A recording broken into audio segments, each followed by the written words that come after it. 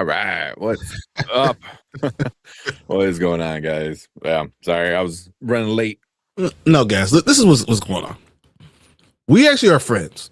So we in the backstage. We don't get to talk to each other for 2 days. It's like 2 whole days not talking. So then Yeah, you want to we enjoy talking. So we yeah, kind of get bogged down with talking about stuff, and then we having reactions. And like when we bring you guys these things, these topics, we don't have, they're not planned. Our reactions aren't planned. But sometimes we get into minutia of talking about it, and then we get caught up. That's yeah, exactly what yeah, happens. I'm yeah. sorry. I mean, it's the same thing on stream. Like on stream, we'll start talking about something, and then like an hour later, So Oh yeah, what were we talking about again? Oh yeah. yeah, yeah, So yeah.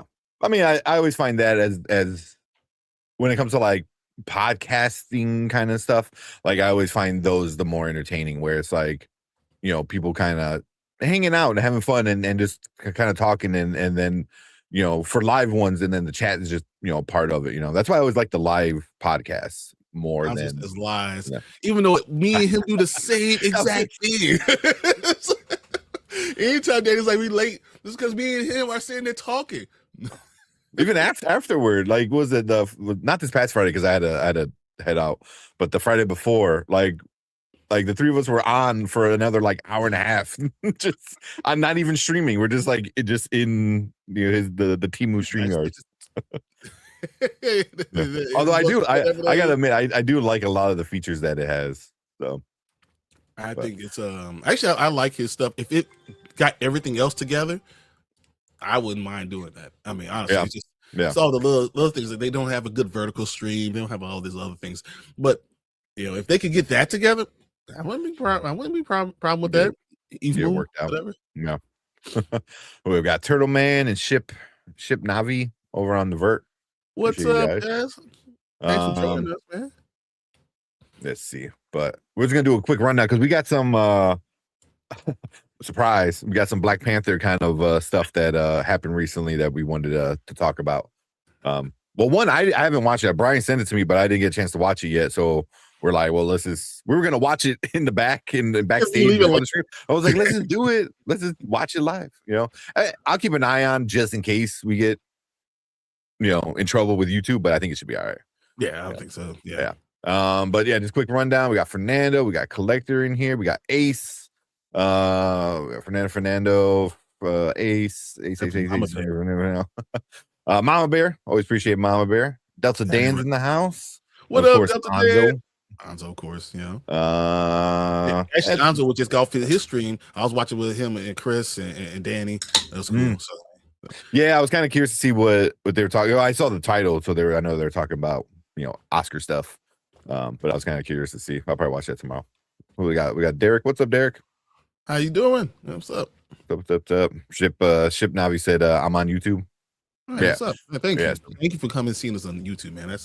It's cool. I enjoy the vertical of this, and then it's cool with the phone. It's a quick watch. You keep on going through things, but come back and keep on watching. So I enjoy that. Thank you. Yeah, we I think now that we know how to mess with the Vert a little bit better, we've been messing with it a little bit. Trashing one battle, it's 100%. Oh, bro, I hate it so much.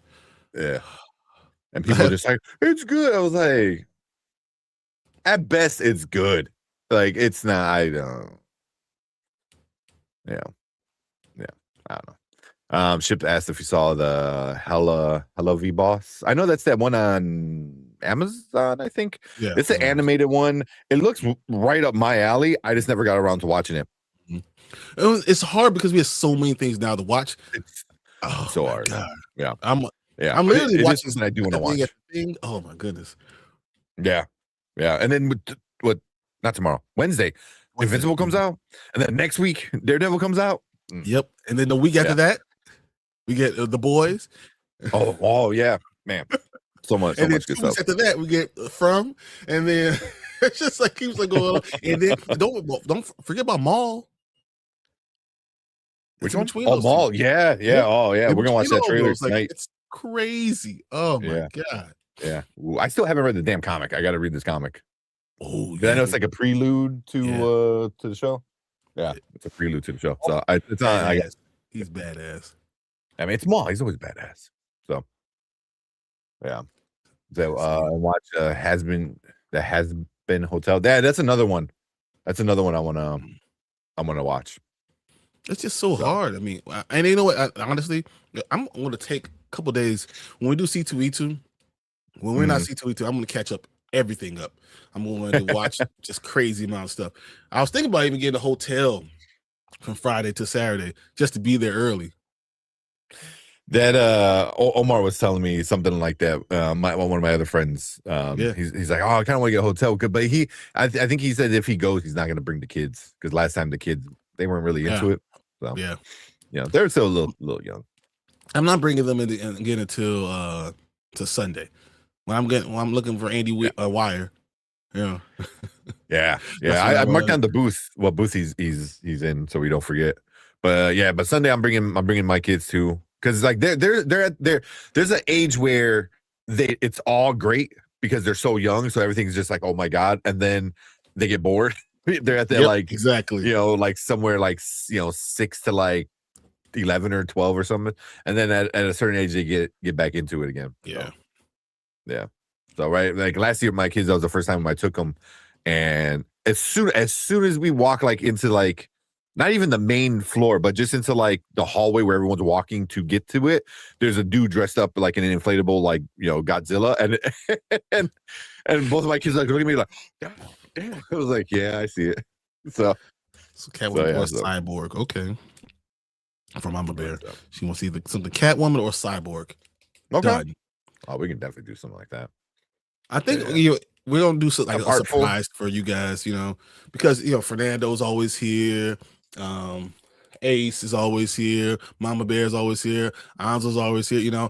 If I see anything I know you guys love, collectors, 100%. So if I just see something that I know you guys like, I'm just gonna grab it. Yeah, it doesn't matter what it doesn't have to be this huge thing, but it's something I know you guys like. I'm gonna just grab it and we just be able to send it out to you guys. Because you're a part of us. So they're a big part of the channel. Yeah, I know Collector said he wanted like any Pokemon kind of stuff. So every time I'm at the thrift stores, when I get DVDs or looking at through DVDs and Blu-rays, I constantly look for Pokemon, and then finding out it's like insanely hard to find.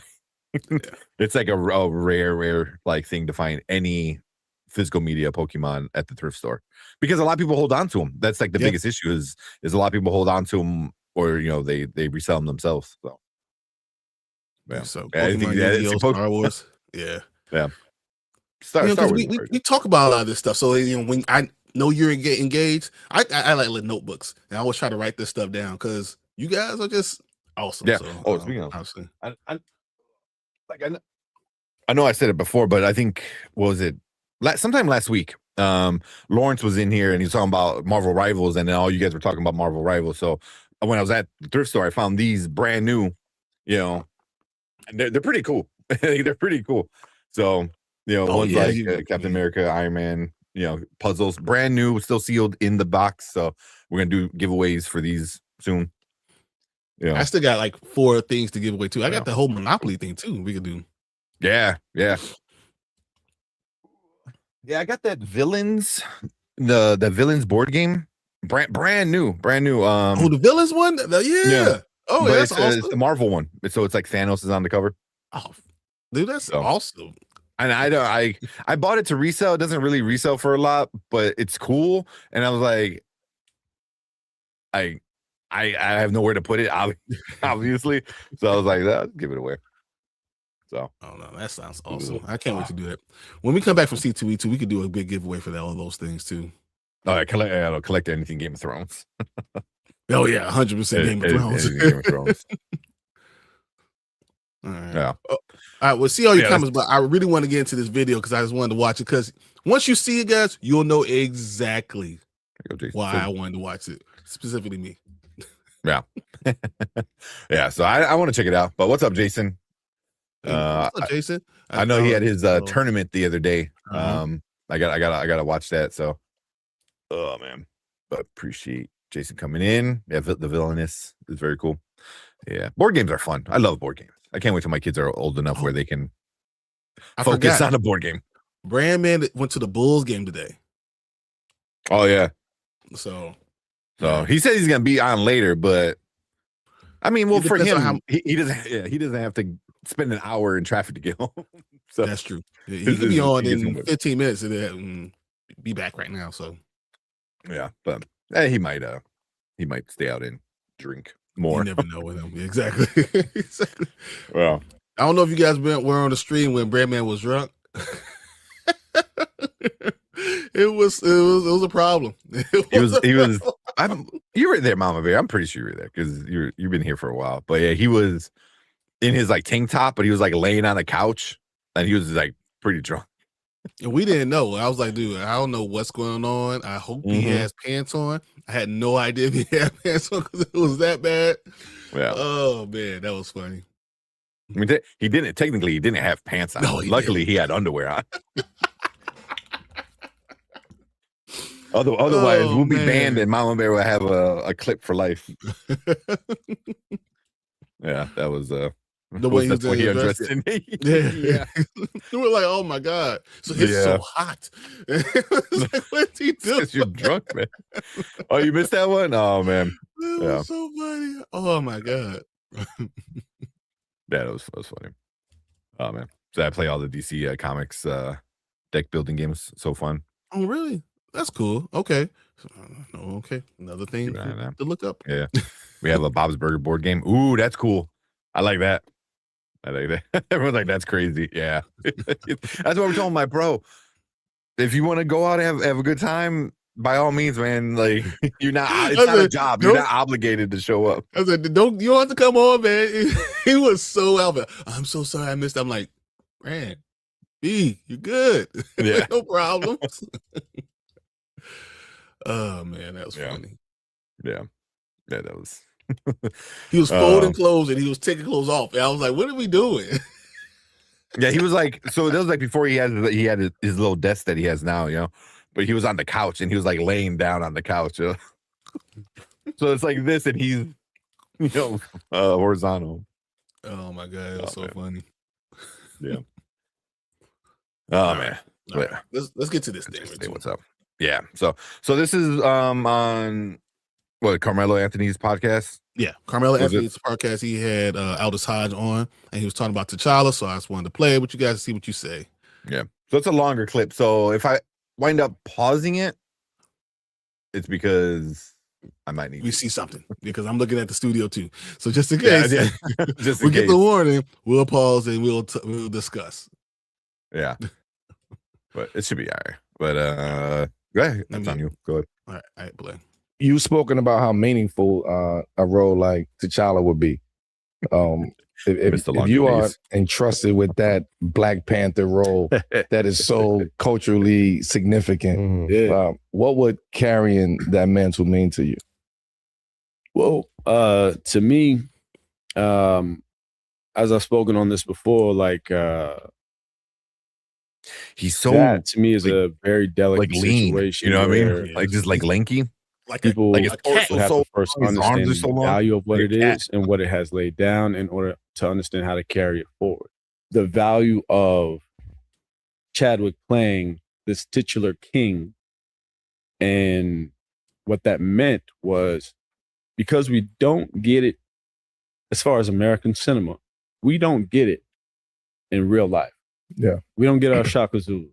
We don't get our Queen Nzingas. You know what I'm saying? We don't get our Patrice Lumumbas, our Tomas Sankaras. We don't get that. But we have it in this fictionalized form through King T'Challa. And the value of that representation for kids to say, regardless of how fictionalized it is, I can still see myself in that. I can still see myself now through a lens of expectation of being that. That's what it means. You know, that's why it was so well received. That's why it made so much money, because the dollar spoke, because this is what the culture is aware of. They know this about themselves and they're happy and relieved to see it reflected. So if you're going to step into it, it's not a situation of, oh, I'm just coming in to be an actor and I'm this cool role and this. Unfortunately or fortunately, you're going to have to realize you're carrying on a legacy that was already started by Chadwick Boseman, may God rest his soul, and Ryan Coogler. Regardless of who it is that steps into those shoes, I think you got to walk with that awareness, because whether you want to or not, it's not up to you. That's the effect that's going to be had, and that's the expectation of the audience. They're going to expect that you come in there with that degree of reverence and respect to actually push that legacy forward. I'm a big Marvel fan. I'm a big, I came up on graphic novels and all that. But Black Panther was, I believe, the first Marvel film to cross $1 billion at the box office, right? They were hitting high numbers before that. But I think it was the first one to cross $1 billion at the box office. People are surprised. I'm not, absolutely not. And they're like, well, why? Well, you have the wonderful nature of Marvel and all that, and the commercial aspect. That's crazy. And it's great and it's amazing. But culture pushed it over. Yeah.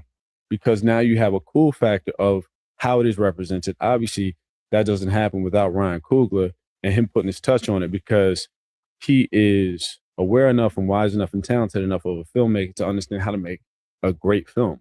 Where the brilliance comes in is he understands how to roll in culture in a very relevant way, where everybody gets a seat at the table and gets to enjoy it and gets to understand. He understands how to translate culture in a way where it's still honest to who we are as a people, while still leaving an open door for everybody else to come and enjoy.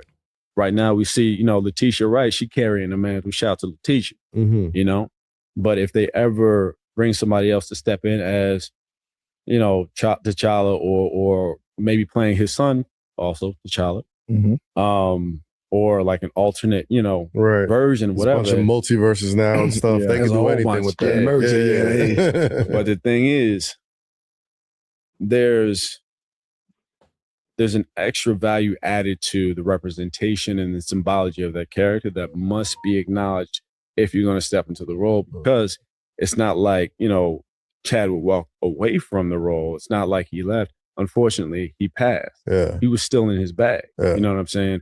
We all still mourn that. I didn't even know Chadwick well. I'd met him, and, he's real cool, great energy, gave me respect. They gave him respect and all that. And I ain't gonna lie, when I heard the news, I cried. I didn't even know him like that. Yeah. But I understood what we lost. Yeah. I understood what it meant. And it hurt. Definitely did. So, you got to understand the value of it. It's special. There are a few roles in this life that have an extra sort of weight to them. And that's one of those that supersedes the nature of fantasy or superheroism or any of that. It has an extra added value that has to be regarded. It's rare that like a role like that is available. You know what I mean? Like it's almost like far and few in between. I think it's the most sought after, talked about like role in cinema right now. It's like, who's going to be that guy to be the next person? Almost like when they're looking for a new James Bond, or they're looking for a new Superman or a new Batman. It's like, who's the next Black Panther? That's responsibility. That's a huge responsibility. It's even more so for Black Panther than it is for James Bond or Batman. Especially given the circumstances. This is heavy as a head who wears his crown at that point in time. Like, are you willing to take on that responsibility, that spirituality that comes with that too? Especially if you going into that character. That's a different character, because you can't go into that character without understanding and addressing what came before you. Right. So, and that within itself is a whole nother play that you got to worry about. And if you ain't strong enough to handle that, don't even come out for the role. That's basically what's what's being said. It's gonna be scrutinized like a politician. Yeah, like that's how it's gonna be looked like. It like will that be. person. But I think to your point about being strong enough to handle it, I think that something that you have to consider, because there are a lot of actors who don't want to have to consider those things, and to a degree, the fairness in being able to just play a role and have it be separated from who you are in your life should be applied, but that's not always the case. I think the difference here is, to your point of having the strength to take that on, is that I think Chadwick carried the same grace in his real life that was reflected on screen, so you couldn't really separate the two. It's always going to be synonymous. and that there becomes the expectation. Yes. And are you fit? Are you prepared? Are you, even gristled enough to wrestle with yourself to even stand in that? Because that is the expectation. Yeah. There's certain roles that like you can separate the man from the joint, but like if you get cast as Batman, you Batman everywhere. You know what I mean?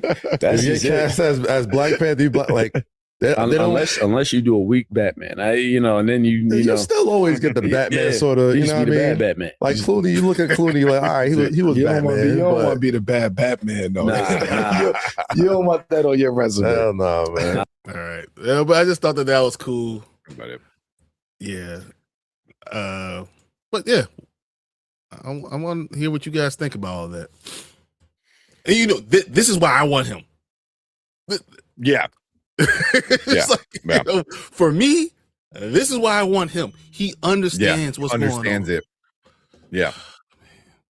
He understands it. He understands like the weight that it carries, and he understands why so many people love Chadwick, and he says it in such a simple way where I never really thought about it that way. It's just like, it's because he was such a great person in his personal life that it matched so well with him being a king on screen and a superhero. It was like, yeah, because that's how he carried himself in real life. So that line started to blur, and that's why so many people were like, no, you can't replace him. But I was like, but there are other people.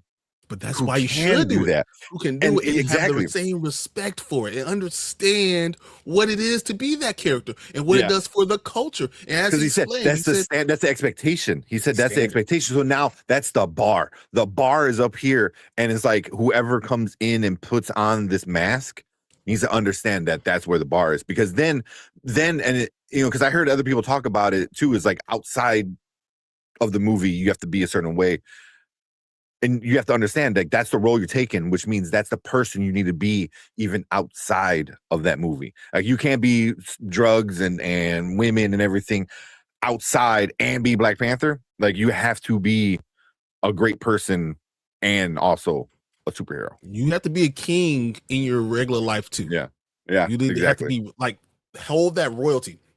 Why did it work for Angela Bassett to be Ramonda? Why did it work? Because she's royalty even on the outside. Yeah. When she says something, this is a commandment. This is something you're going to do. That has to be what you carry with the role. You're carrying.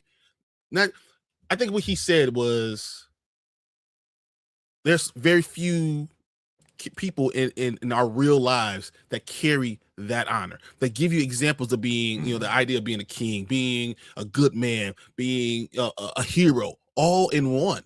You don't get that in real life. So we have this embodiment in this character. And that's why it's important that we continue with this character. Why continue to tell the stories. There's lots of stories to be told. To continue to give us examples and give my kids examples, to give your kids examples, to all that, to what you should be and what you can be and what you can stand up to be. Because it's not just what's going on in the movie, but it's the character of the person who's behind that character. Also giving you that same type of respect. I love it. That's why I want Aldous Hodge.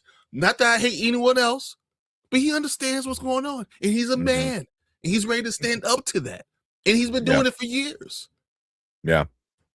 So, I don't know. It hits me hard. I just saw that. I was like, man, I really want to talk about it. It's just even the part. Also, what's up, Drew? I see you in here. What up, Drew? And we'll get into the comments in a second, just so you guys know. But even when he talks about Letitia Wright taking on, the mantle, he's like, shout out to her and stuff like that. But he goes, but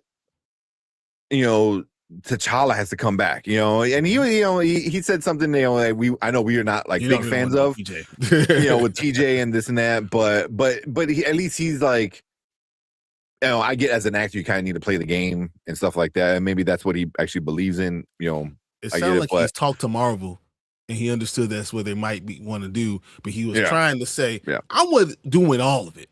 Whatever, T'Challa's story needs to get out. I don't want anything to do with TJ. Yeah. I'm not going to let you know. I don't want anything to do with him. But he said all the right things and allows him to be able to get his foot in the door and give respect to who that character really is. And man, Marvel, if you're listening, please give me Aldous Hodge. Ryan Coogler, you're obviously a GOAT. That's fine. Give me Aldous Hodge. Give me T'Challa. Give me the real T'Challa. And let someone who could carry on the legacy that Chadwick really, he obviously did it. And he did a wonderful job at it. And he will always be synonymous with the character, but someone who can carry along. Yeah. Isn't that the same thing you said with Christopher Reeves? When you need someone that's going to embody that same character, that carry along that same type of character. And everyone you look at, you're looking like, is it that type of Superman? Yeah. You can do the same thing here. Yeah. It's been long enough. Yeah. And especially if someone respects everything he did, this could be wonderful. So please, pretty please, sugar on top. Give him opportunity. Yeah, I 100% agree with that. Like, and I like all three of the guys, everything all three of them said, for the most part was pretty on point. Even like the one dude, said that it's like a very sought after role. Like, a lot of people want it. I was like, but that's like the opposite of what we were hearing before. And I know we talked about it before and other people talked about it before. It was like, how are you going to say that, oh, no one wants to step in those shoes? That's a lie. There's many people, there's a lot of people who probably wouldn't fit in those shoes. But to say that no one wants to be the next Black Panther is wild. And Aldous Hodge is a perfect. He's literally like this example. Yeah, me. Yeah, he's literally like that one kid going on TV telling people like, guys, I can do it. And Marvel's like, I don't see anybody. That's literally what it is. Yeah. It's so funny because like literally Hawkman in the movies was like T'Challa. Like that's what he did. Plus he's already I don't know if you guys have watched Leverage. This is what he's been doing. Yeah, he's been showing his Cross is amazing.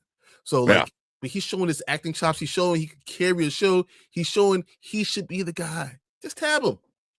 Let him be it. Come on. Yeah. Even in I thought it was a bad movie, the Black Adam movie. He was one of the saving graces of that movie. Him and Dr. Fate. I can't think of his Pierce Brosnan. Pierce Brosnan. Both of those guys were like saving graces of that movie. Because they were so freaking good. They were so good. But I was like, but if you take like that plus Cross plus Leverage, like you take all his stuff and mush it all together, it's like there it is. Like that's the child. It's like the words. Mama Bear has the perfect thing. She said. He has presence. He walks on the screen. He commands presence, and he steals the entire thing that's going on. That's just what he is, and that's what you need to be a king, and that's what you need to be T'Challa. Yeah.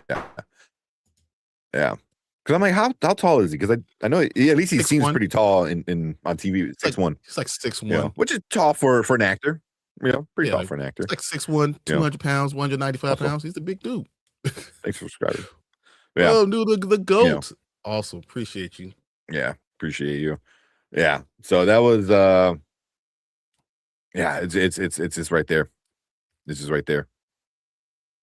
Yeah, he would not. I think he'll knock it out of the park. And again, like it's somebody who understands that it's also how you carry yourself off screen. It's how you carry yourself off screen. And he has he's not popular enough where people are gonna like start following around, hounding him outside, outside of certain things. But he is, he's not a nobody, but exactly. But a role like this could really lift him up to the next level, make him a superstar. We could be talking about him in 8 years. You give him this role in 8 years, we could talk about him as the top Black actors out there. Yeah. I mean, look at Michael B. Jordan. Michael B. Jordan started off with Fruitvale Station and moving but you saw up something about him, right? You saw something. He always had something. And now we see now he wins the Oscar. He cannot win. Like Mongers. Can't wait to talk about that. He has a presence about him. Yeah, 100%. Yeah, man. I would have. That made me feel good. Yeah, I got that on my chest. Well, let's see what you guys are saying in chat. Where we at? So, Mom Bear said that's my Hawkman. Yeah, I liked him. I really liked him as Hawkman. I liked his suit. It was very comic booky. You know, like he was just like a really good Hawkman. You know, so he already proved he can be a superhero. You know. But the way he was Hawkman, you know, with the money and the jet and controlling the situation, and you know his presence when he was there, I think that was an audition. Yeah. Oh yeah. Oh yeah. Then Click said, "Is this guy going to be taking over for Black Panther character?" I've been pushing it. I hope. I hope. You know, he's definitely been talking about it. I think more than anybody else. Mm-hmm. Like I never really seen any other actor talk about possibly, you know, playing him or the importance, even just the importance of T'Challa. You know, he's definitely been doing it for a while now. I think Damson Idris is probably more what Marvel wants.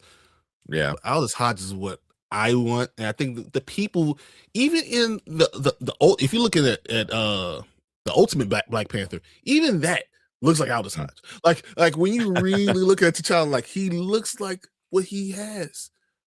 He has the presence. He has all the things. So why can't we just go with it, man? It's too easy, man. Too simple. Why are we making it hard? So yeah, I wouldn't complain if you did. Interesting. I think the guy would make a good Black Panther, 100%. Sorry, a little laggy. I agreed. I like him to play the role because he gets it and he understands what it comes with. Exactly. Ace. Oh man. And of course we got Drew coming in saying what's up. Noodle the goat subscribing.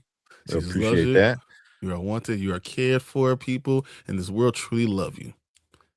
That's good to say because you know people need to know that. Yeah, especially right now. Appreciate the kind words. But yeah, he has a presence. Enjoyed him in Black Adam. Yep. It was great. He was straight out of Compton. Yeah. Oh, that's right. Dang, I forgot about that. Yeah. If it wasn't Mary, I'll see. That would be my king. Even he's like, wow. Before that on The Wire. Was he on The Wire? Really? I didn't watch The Wire like that, so I can't really like say I remember a lot of The Wire, but I just love. So, I mean, so he's been around. It sounds like he's been on like very popular shows. You know. Yep. You know. I think he has the presence to be something special. He needs a chance. For Aldous over Damson, same, because like exactly what Brian said, but I think that they want to go with TJ, so which means you want to go with somebody younger, and Damson he just kind of fits that mold. Even though they're only like a 7-year difference between them, but Aldous Hodge is a man. You know, like he's a man. Like Damson Idris is a man too. Now I'm not saying he's not a man, but it's like he's there. You can make Damson Idris look younger. You can say that he's 24, 25 and believe it. Aldous Hodge, the lowest you could get, say he's 33. Like the dude is a man. Like he's past all that prime. You know, he's still in his prime, but he's still past all that young guy stuff. He looks like a veteran. Like I got you. Well, yeah. Damson's too young for me. At least we know where the line is then. Damson is like 33. I want to say Damson Idris like 33, and Aldous Hodge is like 39. Yeah, he's 39. He's gonna be 40 in September of this year. And Damson is just 34. So you're saying like 35 in September as well. So like there's really only a 5-year difference between them. Yeah, so they're legit like 5 years apart. Yeah. Yep. Yeah, they're only 5-year difference. But I get exactly what you're saying, because like you see these pictures of Damson Idris, and it's like you could even F1. You know, F1 they made him seem like a younger, inexperienced, newer guy. Yeah. You know, especially when you put somebody like all of a sudden, Aldous Hodge is gonna look like he's 35 years old. Like that's what he is. You know. Yeah. Like I would have. it just even Aldous Hodges, Jonathan Major, not John Major, sorry, John Stewart. John Stewart. I think that would have been awesome, too. But it's just he's a superhero, man. He's a superhero, and I think I don't know if enough people in Marvel or DC see it, So, but we're telling them. But the problem is, I don't know if you guys saw the Feige news over this weekend and how he talks about he doesn't listen to anyone. He makes his own decisions. He just goes with it. It was a report. He talked about everything. I don't necessarily believe it, but that's what he talked about. And I think he did it on purpose. That he's saying, I'm making my own decision no matter what you guys say. I don't listen to the rah-rah. I don't listen to a YouTube. I don't listen to any of that stuff. But you should. And then, or just hear us and then make your own decision. Bring the guy in and say, let's see what he is. Mm-hmm. Yeah. So, but I mean, Feige is a dude with a plan, for the most part.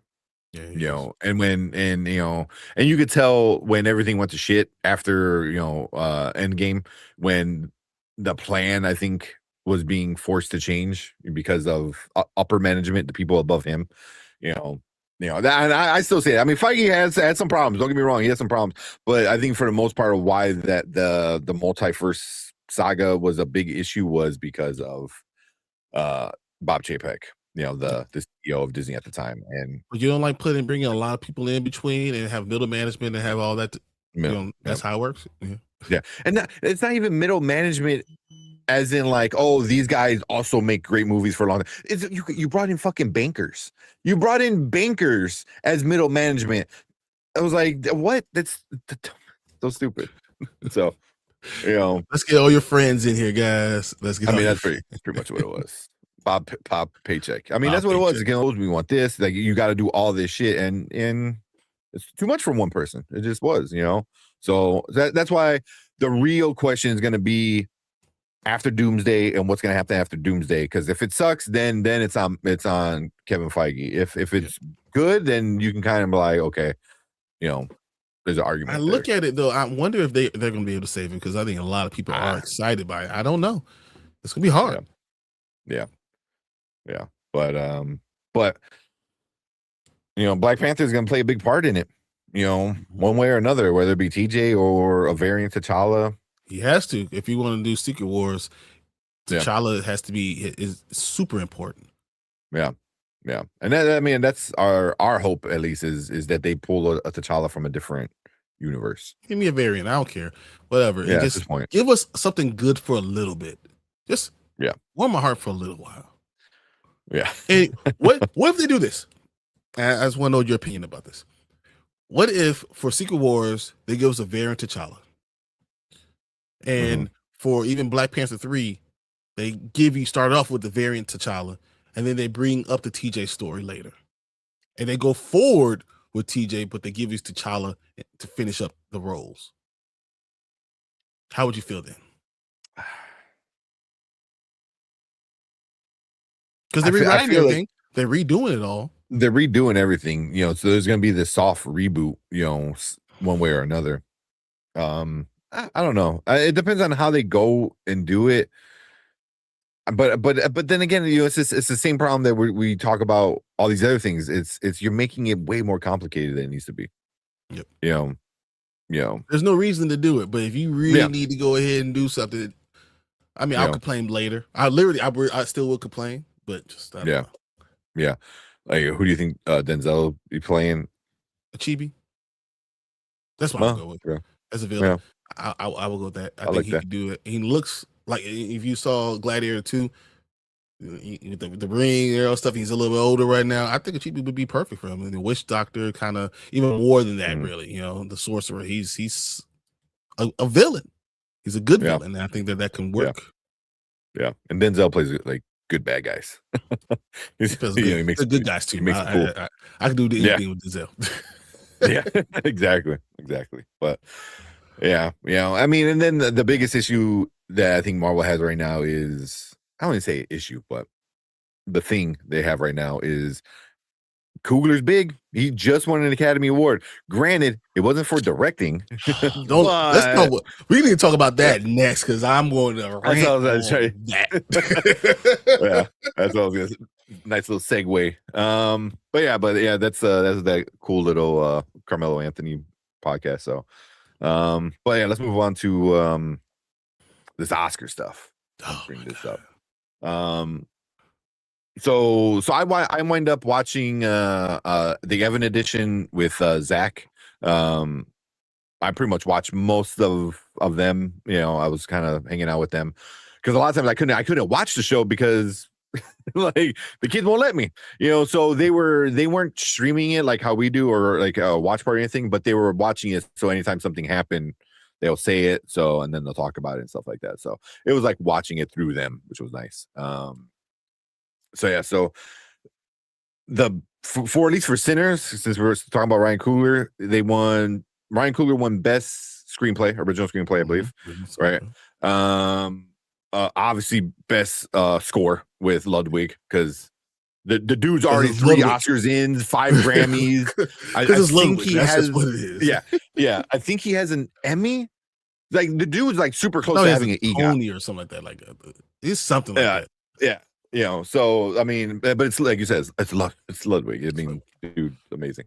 So those two, I thought that were gonna be for sure wins, just because there's no one else in those categories that we're gonna even be close. But the next two were cinematography was a huge one. Ever win cinematography? That's crazy. Yeah, that was crazy. It was so good. Seeing that, and even her speech really brings up a point.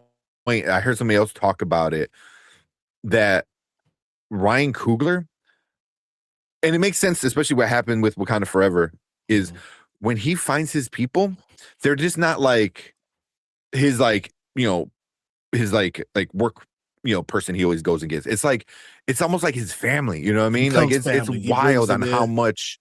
Yeah, you know, and it's not just it's just not the actor. It's not just Michael B. Jordan and Ryan Coogler. It's the costume design woman. Like she does everywhere he goes. All his costumes everywhere he goes. You know, I'm sure she's, you know, the cinematographer is gonna follow him everywhere. You know, because he like a great artist, especially somebody or a great leader, you know, finds people to do the job and doesn't micromanage. And it sounds like that's what he does. He finds good people. He's like, I'm gonna let you do your thing because you understand.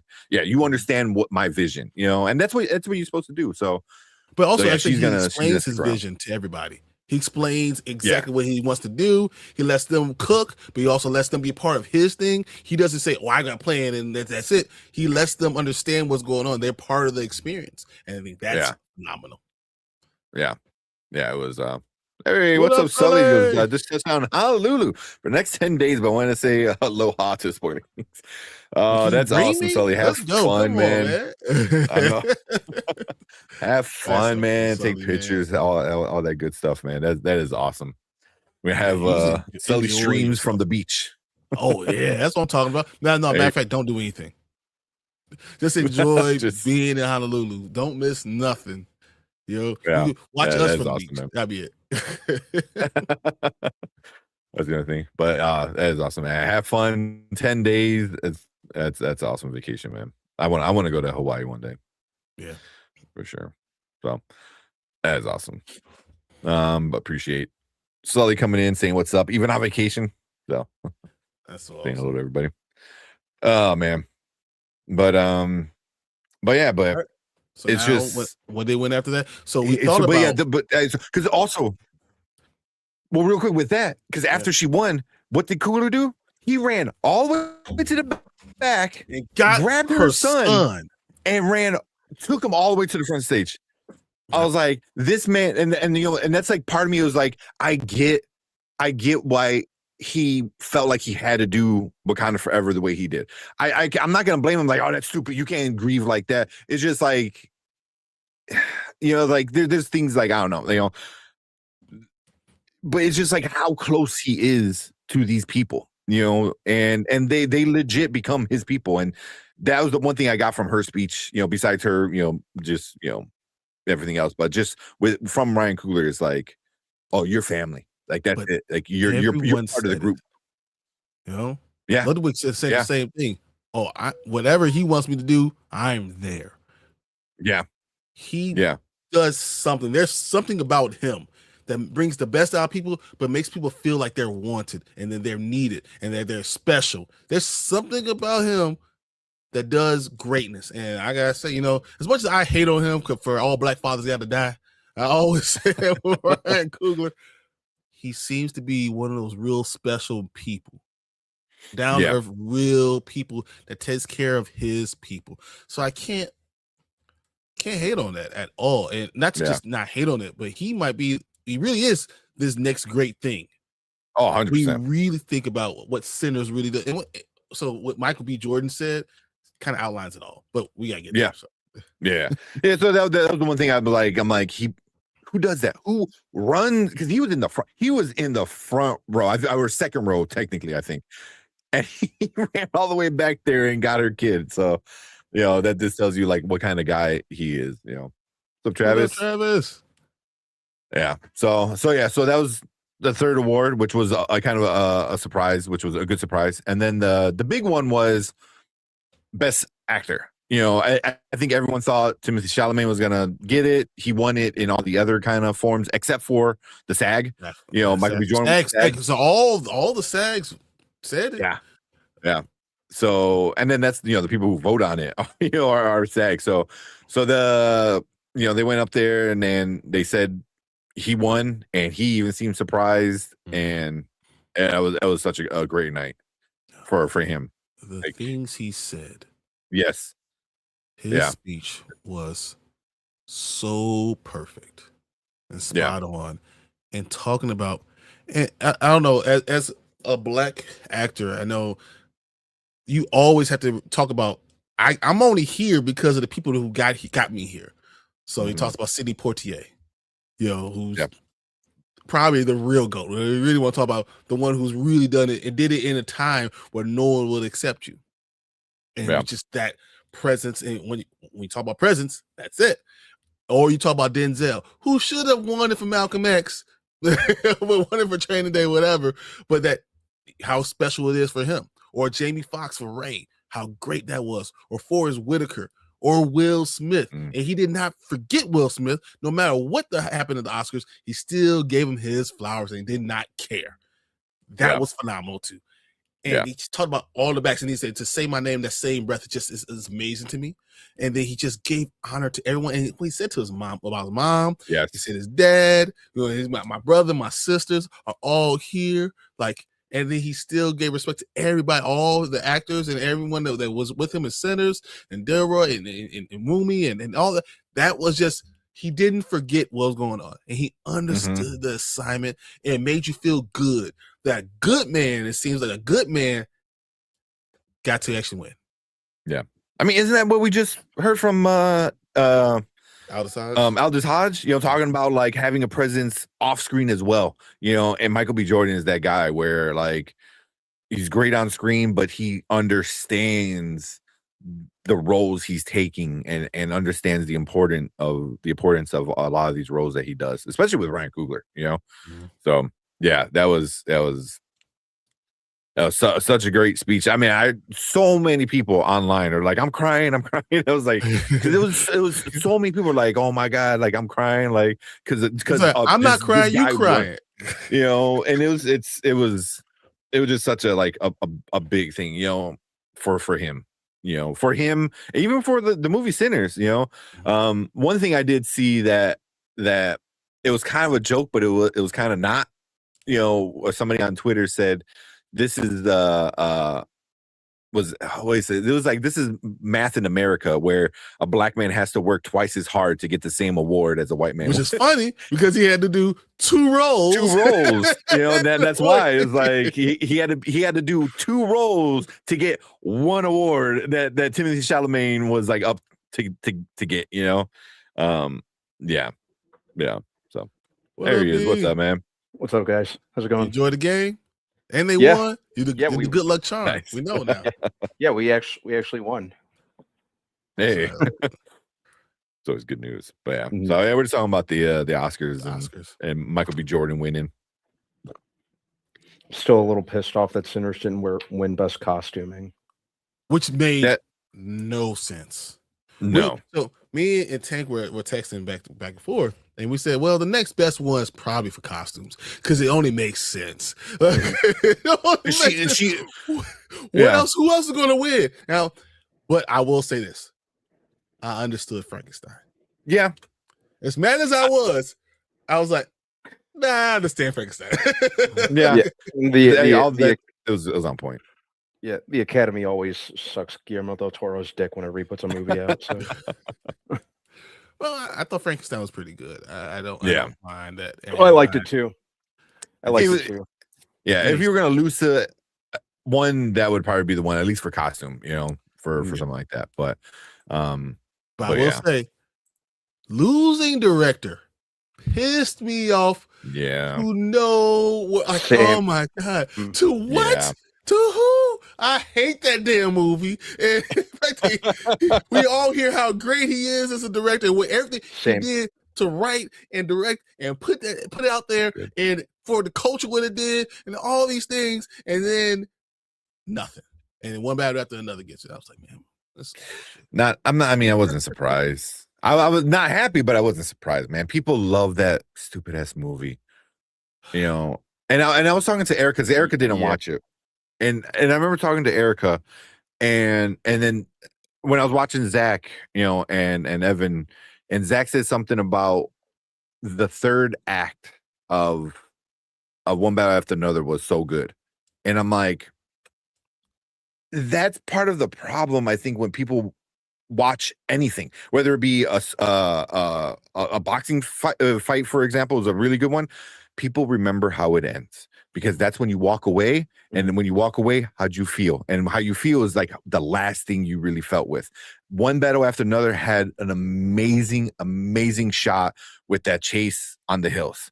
I can't deny that. It was cool. Yeah, it was really cool to watch. That was really cool. But I hated I hated all I hated the first act, the second act, all the characters. Was I mean, Sean Penn is great. That was good. Even his character was a ripoff of real life people. Exactly. Licking the comb, like that's a ripoff of real life. Like there's a politician that did that. So it's like.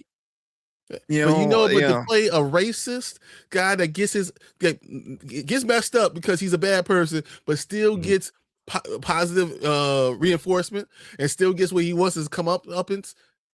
That's the real world. Yeah. And the thing is, I thought Leo was better, and I could name 5 movies that Leo's better in. Oh, 100%. That was one of his worst performances. Leo, honestly. Leo almost felt like a non-presence in the movie to me. No. Much as I liked the movie, but it was all about Chase Infinity and Sean Penn to me in that movie. Yeah, got one of my favorite memes from Sinners. That's why I say when I'm wearing a pair of Jordans. I see you. Yeah. What's up, Jack? Hey, what's up, Jack? How you feeling? How you doing? Zilla gaming. I had with specific. I talk about this all the time. One battle after another is the depiction they had, of the black women, specifically Tiana Taylor, and I hated that. I hate that's what we get, and that's what we're going to win the awards for, and that's what you're going to see. I absolutely hate it, and it hurts to the point where, once again, like, so for me, I have 4 sisters. Okay, Mm-hmm. I have, of course, my mother, my wife, my 2 daughters. I'm surrounded by women, grandmothers. Like through great grandma. I was looking at my great grandmother. Like literally lineage, like I went great women. And when I see women that like people that are like the women in my lives depicted a certain way, it really angers me. Yeah. And don't tell me it's for a story, because every story has to depict them as sexualized or deviant or evil or selfish or self-centered. And it's like every single one that's this blockbuster. I hate seeing it. It drives me nuts. And then that's the one you want to win. You know, and you talk about, Sean Penn did a great job, and I'm like, he did as a racist white dude, taking advantage what he wants from a black woman. Like, whoa, that's not like a slave owner at all.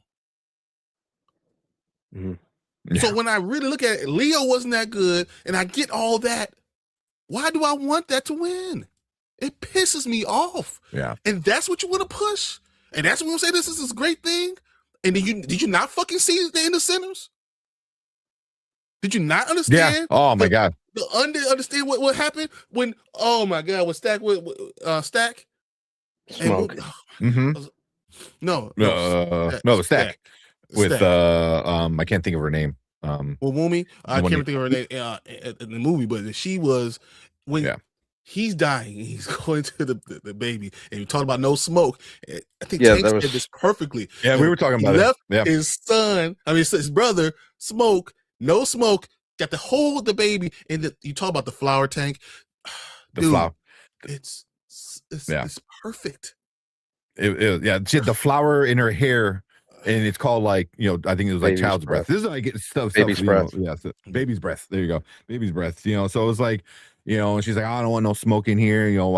It's just like little things like that. Is like referring to his brother, but also.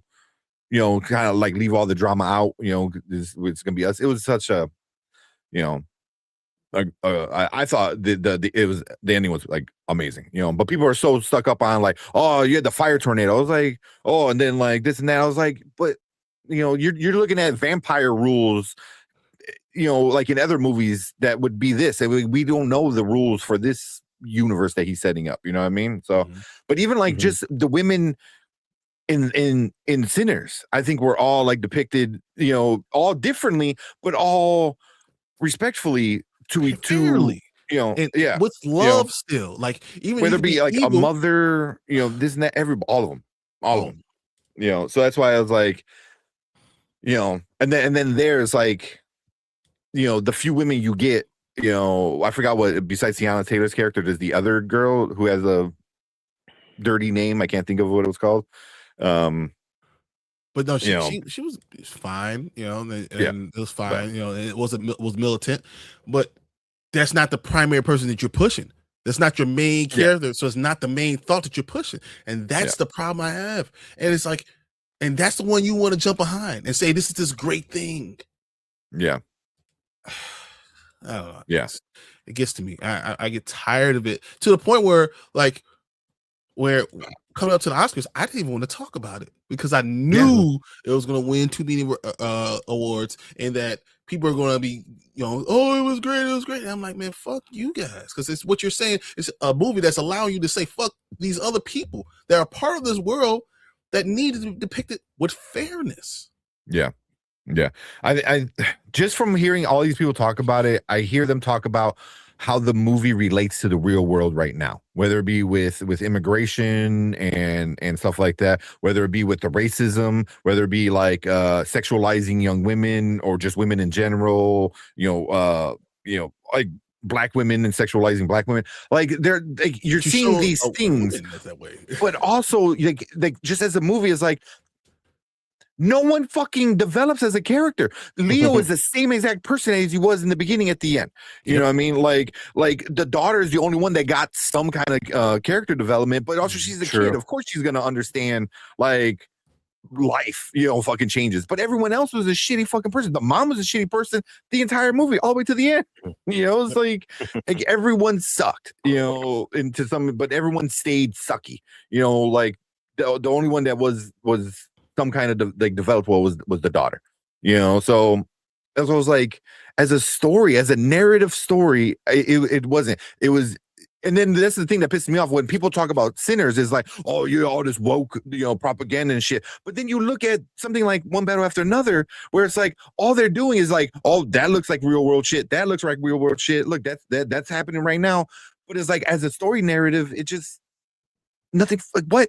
And it's fucking Leo doing cat and mouse, and he's too fucking high and stupid to figure out shit.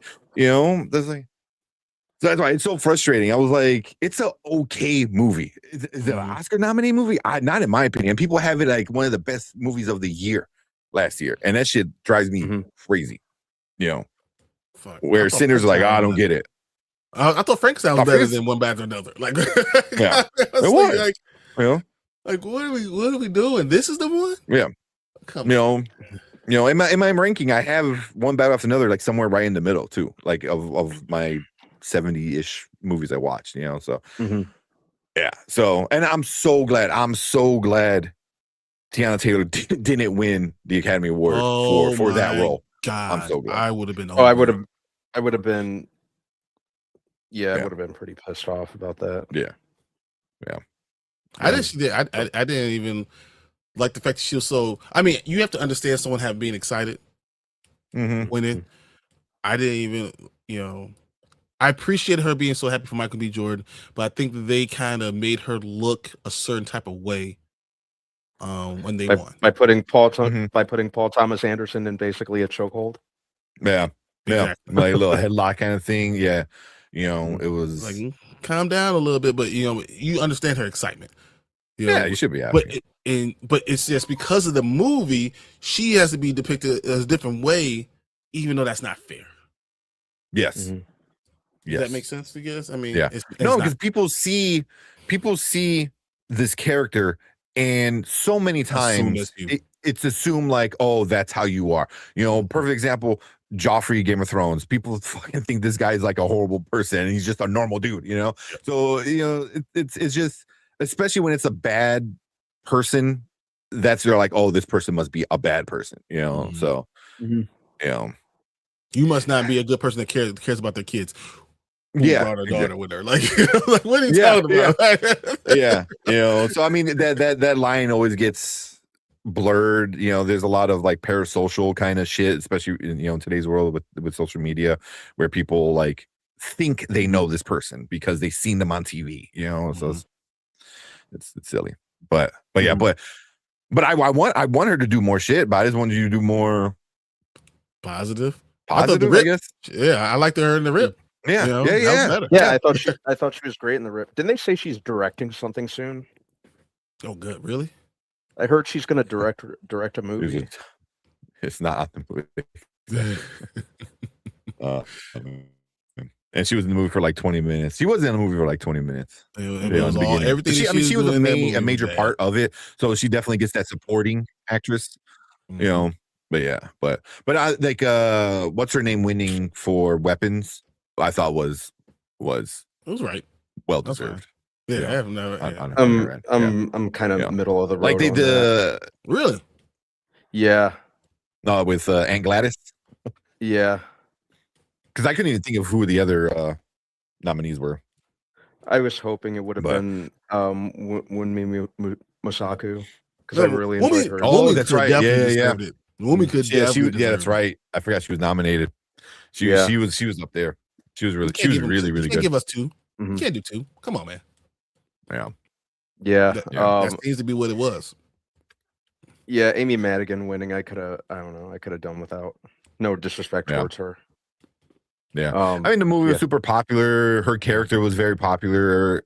You know, people liked that character she was, you know, that she was, and it kind of was in pop culture of that year, you know. It was very everywhere.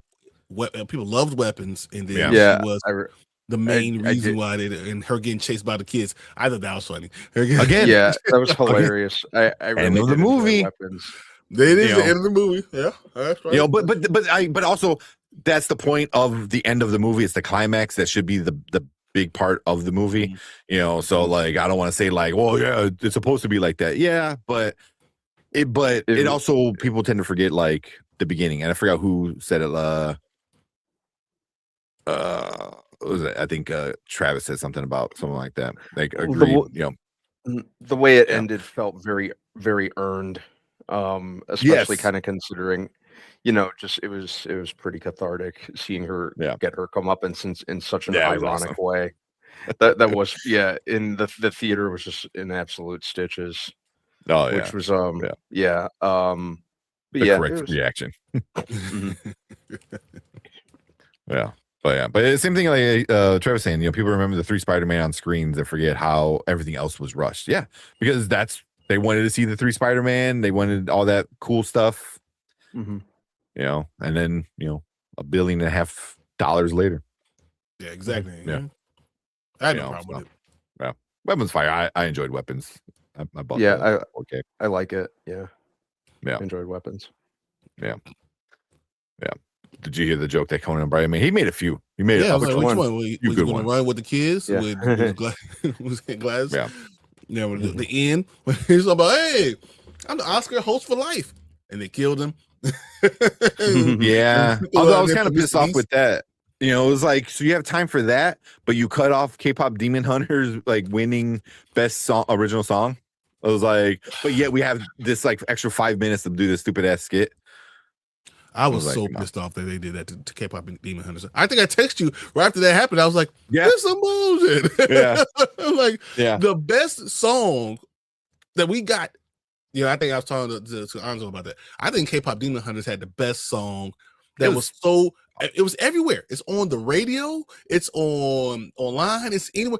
Kids are loving it. People are watching it 10,000 times. And it meant so much to them, and depicting Koreans on film positively in this wonderful movie that was very cultural and that stuff. I just thought that was amazing. Yeah, I mean, and giving just K-pop, some kind of like, credit, in the world, I thought was like pretty cool too. Yeah, but I would say the better song is the Sinner song. The more popular, the more catchy song is 100% golden. That shit gets stuck in your head and it's done. Yeah. That was Anzo's point. He's like, the better song from Sinners and more culturally for America important was the Sinners one. But K-pop, as Brandman knows, because he lived in South Korea. He understands that, and that you don't see this in popularized movies at all. So like, seeing that and hearing it, all this stuff kind of has to matter too. If I want to talk about my culture, I need to respect someone else's culture too, and how them being depicted a certain way matters. Yeah, I mean, there's a reason why, it was like #1 song for like months. So it's hard to not deny something like that. But Collector's saying the one about Trump's penis. Yeah, he said a few good ones. For sure. But and then before, there was one last thing I want to talk about with the Oscars, was the Sinner's performance. The performance. Holy shit.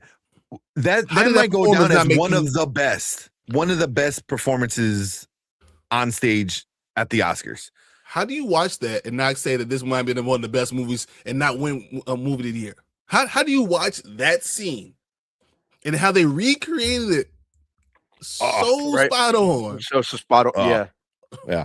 But for me, the cherry on top, especially specifically for the Oscars, was having Misty Copeland, the ballerina, on stage, and it was just kind of like a fuck you, Timothy Chalamet. It's like, and then I didn't know. Erica told me she just had hip replacement surgery like not that long ago.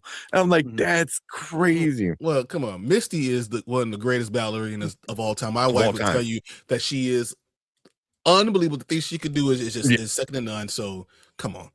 Talking about her being able to heal and be able to do stuff still. Come on. It's Misty Copeland. So just having her on top of everything else that was going on stage was so good. It was insane how great that performance was. Yeah, the performance was amazing. Because I have an easy answer how to watch that and not call it the best. Ask B. Yeah, I don't know what's supposed to be sometimes. I'll be like, B, come on, man. Well, yeah. But I mean, I've seen certain people talking shit about that, specifically that performance, about it being, is it not pandering, but like it was like, propaganda. Blah, blah, blah. No, you're right. Like, pandering. Yeah, they.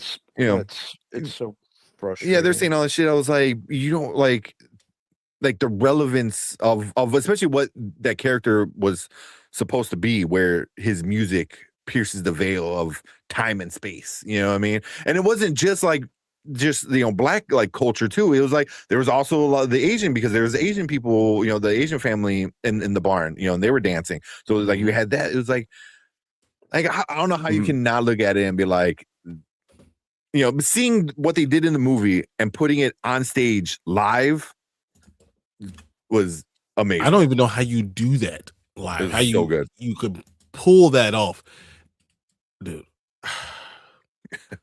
And it was a Lee Jung Lee was actually in that scene, like doing what she was doing in the scene, still acting. It was man.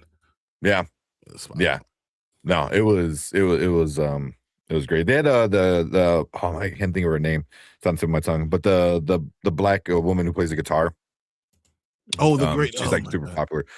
She was on stage up there too, playing guitar. So like they went out of their way and got like different artists that would fit what they're trying to do, and it was just man, yeah. But one thing they could have had is that Buddy Guy up there. That's all I wanted. Oh, yeah, that would have been. If they would have had Buddy Guy, I'll been done. How old is Buddy Guy, man? Oh, he's got to be 90. He's got to be pushing 90. He's going to be 90 in July. Okay. In July 30th, he's going to be 90 years old. Mm-hmm. Yeah. Hey, that would have been. What about Miles? Miles doing what he was doing, playing the guitar. Yeah. Dude, that was just phenomenal. Yeah. That whole performance was top notch. That was one of the best highlights of the entire night. Was which is crazy because it was like all the Sinners things, like the cinematography woman's name, I can't think of her name. When her speech was great, Michael B. Jordan winning and everything, his speech, like the Sinners, performance for their song. I was like. Mm-hmm. I mean, come on. I mean, they stole the night as in the highlights, but they only got 4 awards. Yep. Autumn Archipel. Yeah. I know she's Filipino and black, I believe, right? Yeah. I think you're right. She's awesome and awesome. Yeah, so I love Timothy Chalamet's girlfriend's pretty damn sexy. You mean the Timu Kardashian? I'm freaking more plastic than a Tupperware factory. Yeah. Some people like plastic. There's a reason why Barbie has been around for so long. Exactly. Hey, just don't put them too close to a fire. You're good. Yeah, that's the one thing I still hold Bad Bunny against. I was like, you dated a Jenner. Thank you. Yeah. So if you if you like it, but I'm not. If you like it, I love it, man. I have no problem. Yeah. But you guys get anything? Well, before I bring up these before it starts, sidetracking. Anything else with the Oscars? Wait, she's plastic. No, she's not a Kardashian, but she's. I mean, she's a sister of a Kardashian, just like that. But yeah, she's a Jenner, so she's got just as much plastic as the other ones.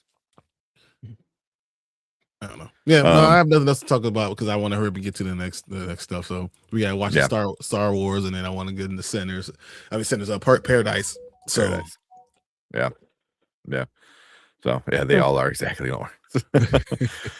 Oh man. But cool. Yeah. That's our thoughts of kind of what was going on with that. Hopefully, I didn't get too much on a rant with one better after another. Hey, no, it sucked. I don't care. Yeah. I think you hate it more than I hate it. I hate it for a reason. I know. Yeah. No, you have very valid. But I will agree that the third act was good. The culmination of all the things they showed was good. But I don't think a third act being phenomenal is better than Cinder's entire movie being good, especially their third act being really good. Yeah. I love that third act. So I love it. That's whatever. Yeah. Just don't take them swimming in the ocean. There's enough plastic. Oh man. But collective, cool. we're going to talk about Doom coming up and the Spider-Man coming up on Wednesday. So yeah, because we're going to do it. Those trailer reactions. Anyway, so Doom Tuesday and Spider-Man Wednesday. Yeah, I forgot they're claiming the Spider-Man trailer comes out on Tuesday. They say that bullshit every week. Wednesday. Yeah, Wednesday. They say that every week. Oh, it's coming out. Fuck you. It's going to be sick of that shit. They said 9 a.m. Pacific time on Wednesday. Because when is the movie coming out? June, right? July 26th, if I'm not mistaken. July. This is the right time. It's about they need to get on. I mean, granted, they don't really need to do a lot of promotion anyway because it's still Spider-Man. Yeah, I mean, you do a trailer like a month out and it's still gonna make $1 billion. Mm-hmm. Yeah. Ooh, the big question of the night: how many drinks did Brandon have on Saturday? Yeah, how trash did you get on Saturday? It was St. Patty's weekend. What do you think? You didn't count? You didn't have a count like do. You wake up I didn't see you on social media because I saw so many drunk white people that they were being made fun of like on social media. So I was like, all right, good. I'll see Brandman. Yeah, it was an absolute madhouse when we were out and about. A bunch of suburban, kids and stuff like that. All the kids from Naperville come to the city. Yeah. Oh yeah. It was you could tell it was definitely Naperville kids. And maybe like Plainsville 100% and stuff like that. Oh man, you can it's crazy. Like you could just sense it. Yeah. She said tonight. Just this one. You got me, bro. There you go. Yep, just this one. Drinks are very expensive at the United Center where the Bulls play. Yeah. Yeah, I wasn't. No, I didn't do that. So they said the Spider-Man trailer is coming back more than Will's dad and Fresh Prince said he wasn't leaving him again. No, I ain't leaving you. Why don't you want me, man? Is that everyone right now with Kevin Feige? Oh man, why don't he love us? I assume he was drunk. He was drunk as fuck on Saturday, dude. What the question? When did you start? Because I know you guys. You had your his pregame brunch, party. Pre-game. Yeah, at your house. Your pops came in. I saw the picture with your pops. I thought that was pretty cool. I was like, man, yeah, it was fun. Yeah, probably about 10:30. I think I had my first drink. Oh man, you held off. Look at you. Yeah. Yeah, I waited and then just kind of actually I kind of paced myself through the day just so I could make it through the entire day. And then I got home. I went to a ton of places, to be completely honest. Dude. And what time did you even get home? Probably about 11, like right before midnight. Okay, that's not too bad. I'm thinking like 2 o'clock in the morning or something. No, I actually didn't stay out that late, and I actually woke up the next morning feeling absolutely fine. Believe it or not. Yeah, I think it was 10:30 a.m. Right? Yeah, 10:30 a.m. for sure. Yeah. I woke up the next morning feeling absolutely fine. I had breakfast, went to the gym, and just hung out all day, played video games and stuff like that. Nice. Yeah, I can't do that no more. Yep. No, I woke up. I felt absolutely fine.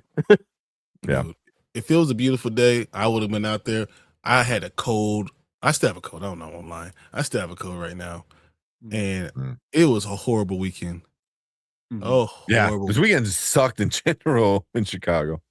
It was cold on Saturday, then it just like rain, like flooded rain on Sunday. It sucked. And then it snowed again today. And then the weather's just it's way too all over the place. Yeah. And then it's gonna be 70 like next Saturday. This coming up Friday and Saturday. It's gonna be 70. I'm like, so you couldn't have had that on St. Patrick's Day weekend. On St. Patrick's Day weekend. Jesus H. Yeah. I said that's why he can be cute from a distance. Oh man. So I do want to check out this Anthony Mackie trailer because I'm kind of curious to see what it is. But we'll probably, if we have time, we'll watch it. Either we'll watch it Thursday or we'll watch it after Paradise. Yeah, because we got to do. But I haven't seen that. I Paradise and then Anthony Mackie. I like that. Yeah, I want to see it. But I do want to watch the Star Wars. Yeah, let's watch the Star Wars thing. Oh man, global warming. That's not a thing. Not a thing.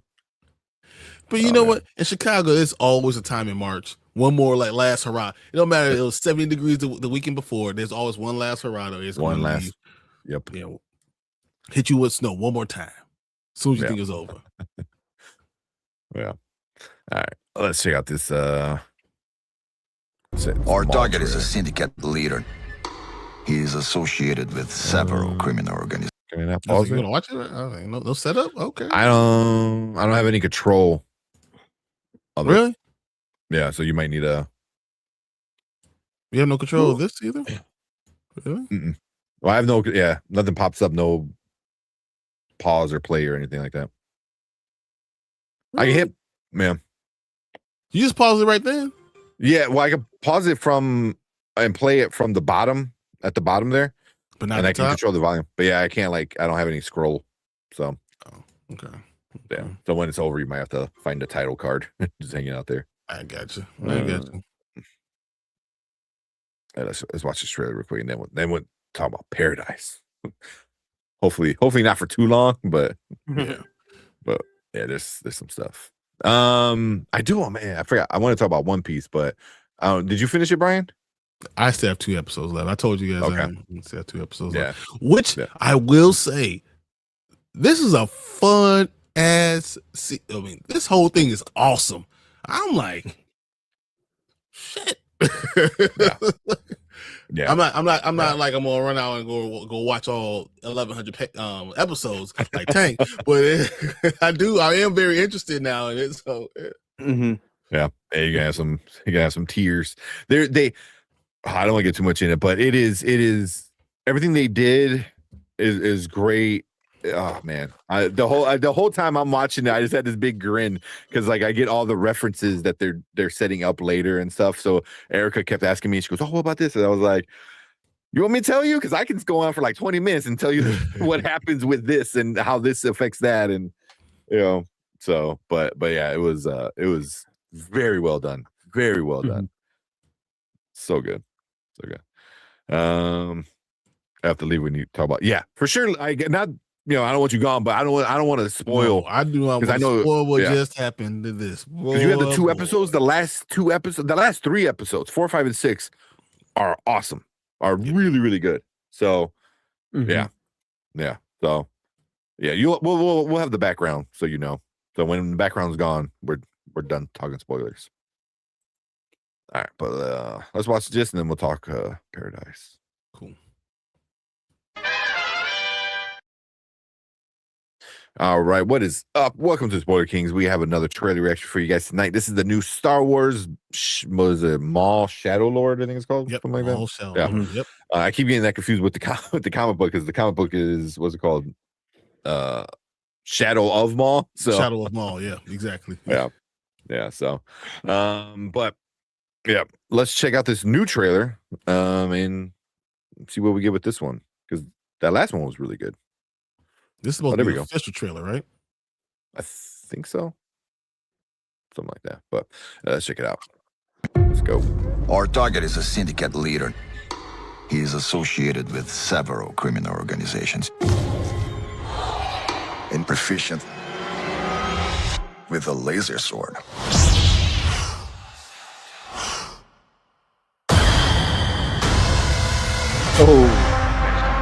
The Empire tried to kill me.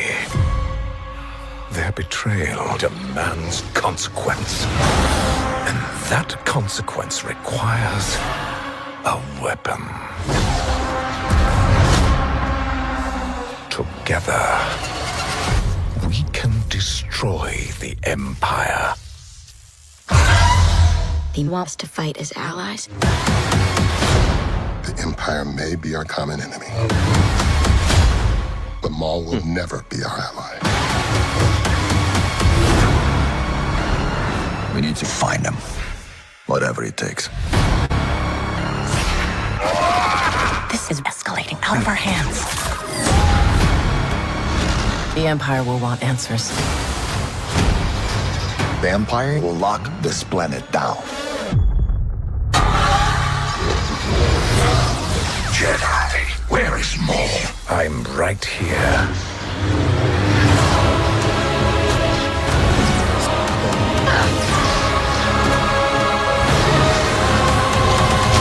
Let us have our revenge.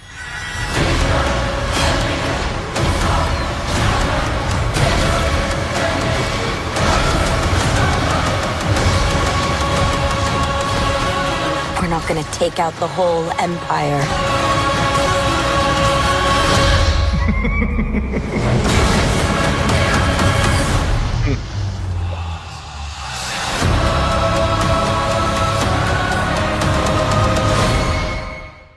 Oh, give it to me now.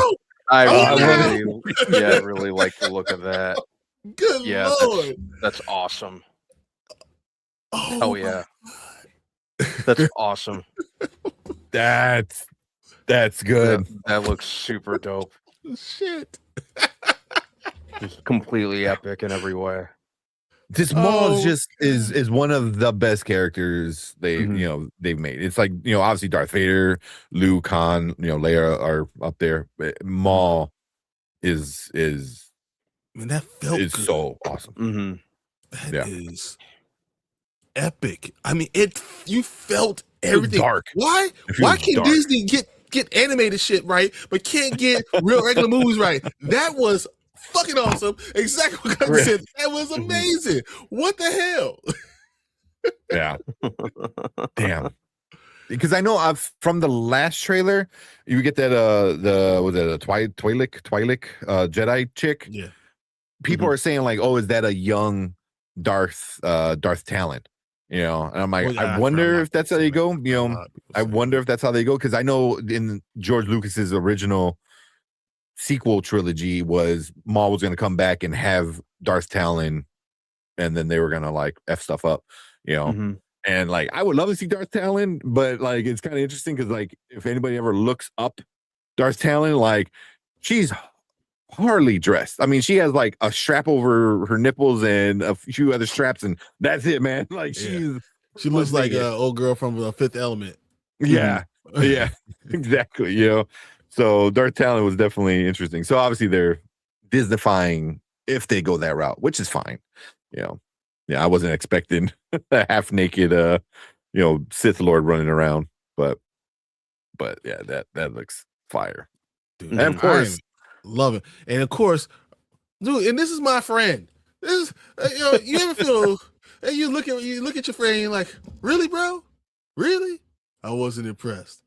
What does it take you for you to be impressed? Oh my God. It stinks. It doesn't make any sense. As a trailer, I mean, the show, we still, I hope it's good, but as a trailer, that was a bomb ass trailer. Mm-hmm. That was awesome. Yeah, Maul is good. What I want, good Star Wars. I want to curse him out so bad. I'll wait to Saturday. Yeah. Like I've said multiple times, it just kind of feels like sometimes you can do more with animation, when it comes to stuff like this. Yeah, I think just the CG animation really is going to work to the show's advantage. Yeah, and that's also Filoni's like bread and butter is like he's an animated storyteller, so it's like Clone Wars. I mean, once you get past season 2, it just becomes awesome. Well, so it's gonna be 10 episodes, and the season finale is gonna be 2 parts on May 4th. Of course, May 4th. The 4th be with you. Yeah. I'm still waiting for my cool Darth Maul cover, that I'm gonna frame up. So I got all. But that was okay, man. Sorry. Did you get him already? You got the Tyler Kirkham one? Yes.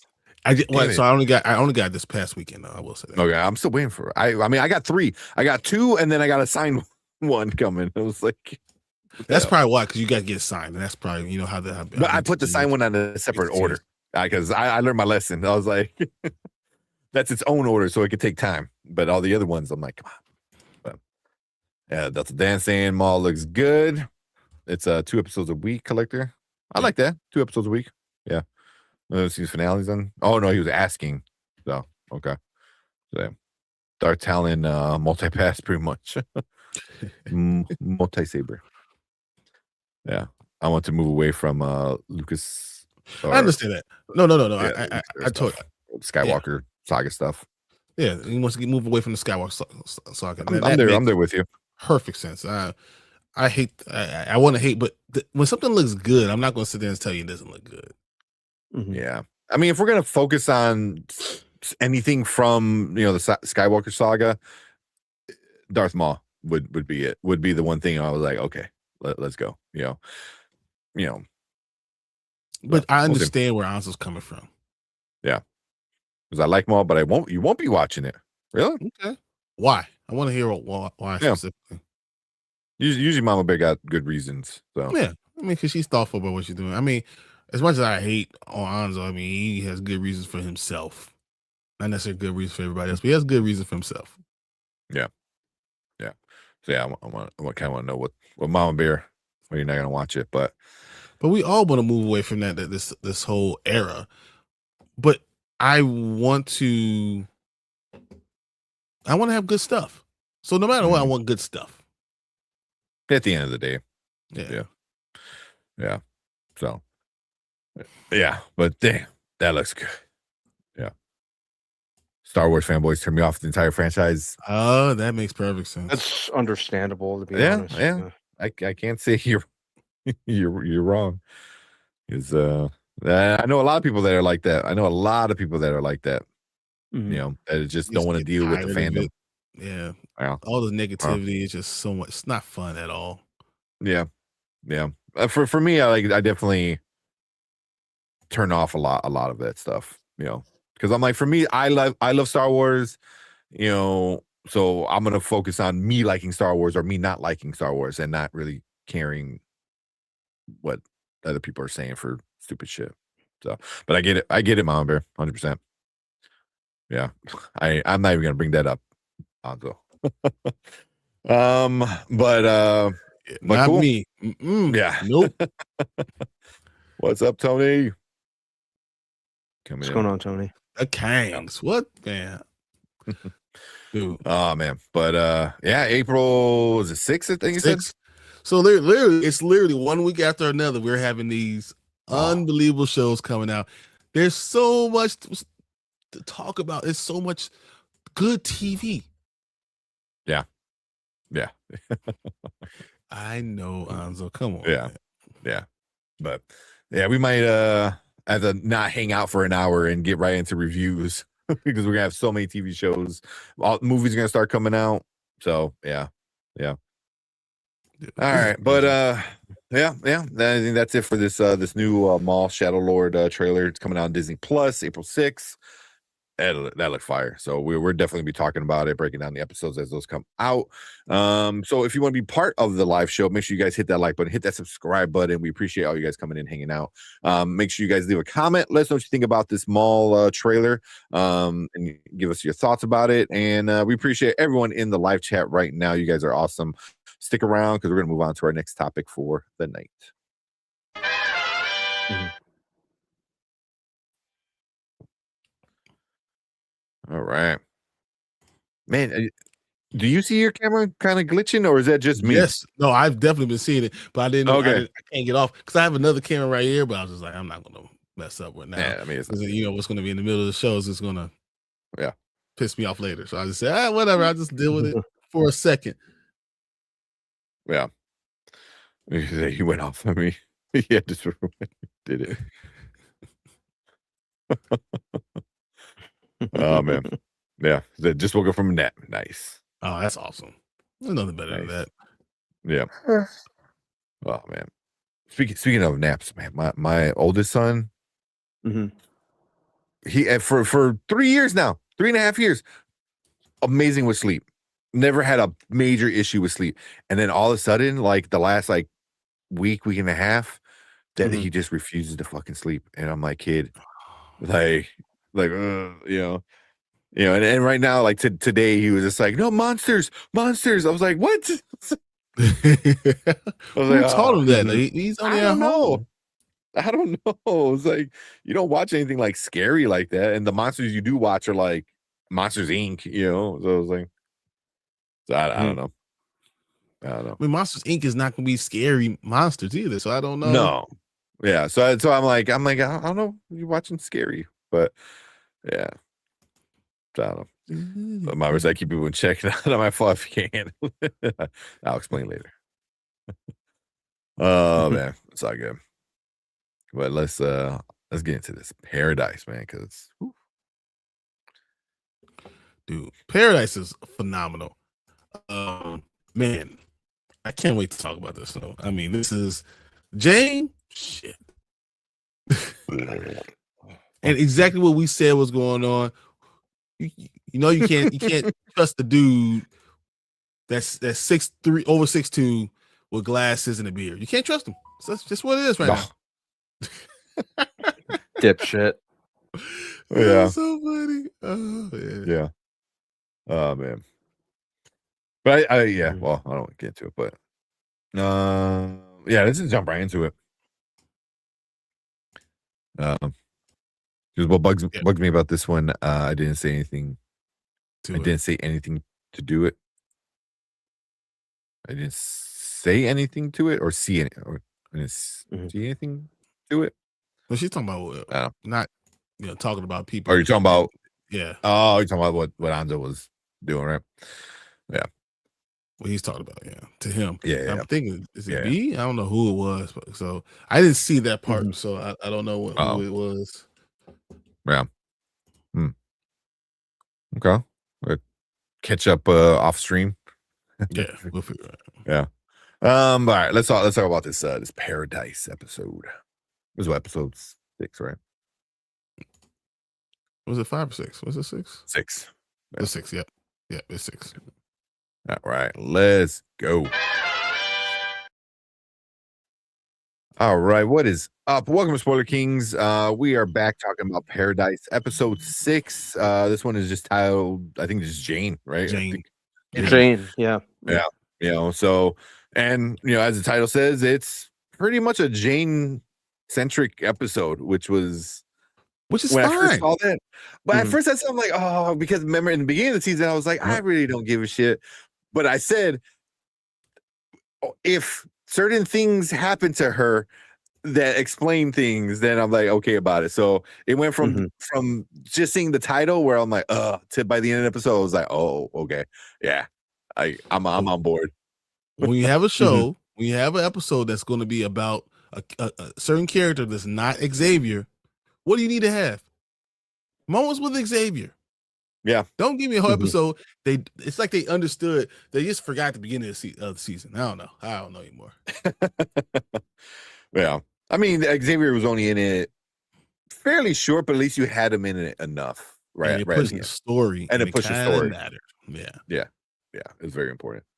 So we just get Jane's pretty much her backstory in this whole episode. You get some stuff that's happening currently in the story. You get some previous stuff. But yeah, it's just pretty much all Jane for the most part of this. Who she is. Yeah, that's big. Yeah. Why? But they started to mold, push this and weave it together. The story is starting to weave together a little bit more. Yes. Yes. Very much so. So if you haven't seen it, we're gonna be talking spoilers, so make sure you hit pause, come back and join us if you're watching on the replay, because we're gonna get into all the nitty gritty on this one. But we'll start with Brandman. What you think about this episode? Well, I was okay with them telling us more about Jane. It's basically this season's answer to the Billy episode from last season. I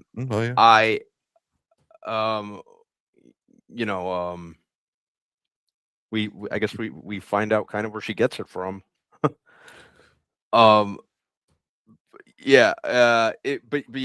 was I always like backstory when it comes to characters for the most part, so it worked for me in that regard.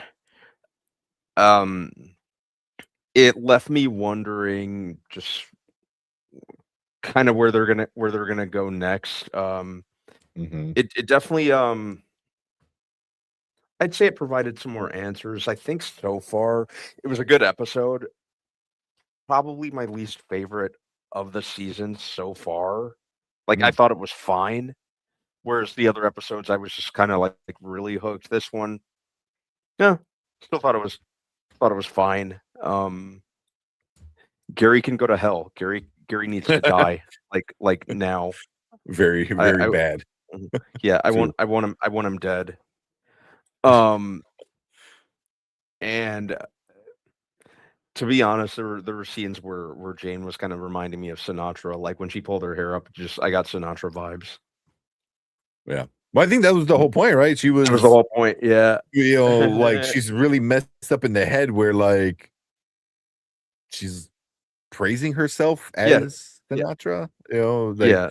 I mean, Jane got some problems. She wants the approval of whoever's the person that's telling her to do something. She wants that approval. And that's why when she had she was in the CIA and that CIA agent was in front of her, she wanted her approval. That's why she went and cut off old dudes, and had a birthday bag for her, like, here you go. You don't have it no more. That was like a good gift. like that's wild. It's like, I got something for you. I was like, damn. Yeah. Okay. What about you, Brian? What did you think of this episode? I thought it was an amazing episode because there's a lot of the details. What the hell, camera? But there's a lot of the details that really got me because at the beginning of the whole Jane episode, so you saw the dude get a message about her being born and that she's going to be a problem, and tell her to give her this message. And it was all these messages coming through to all these people. And he, the man out there trying to talk to her mother, talk about she's going to ruin the world. We got to watch her, all this stuff. That was awesome, but worrisome.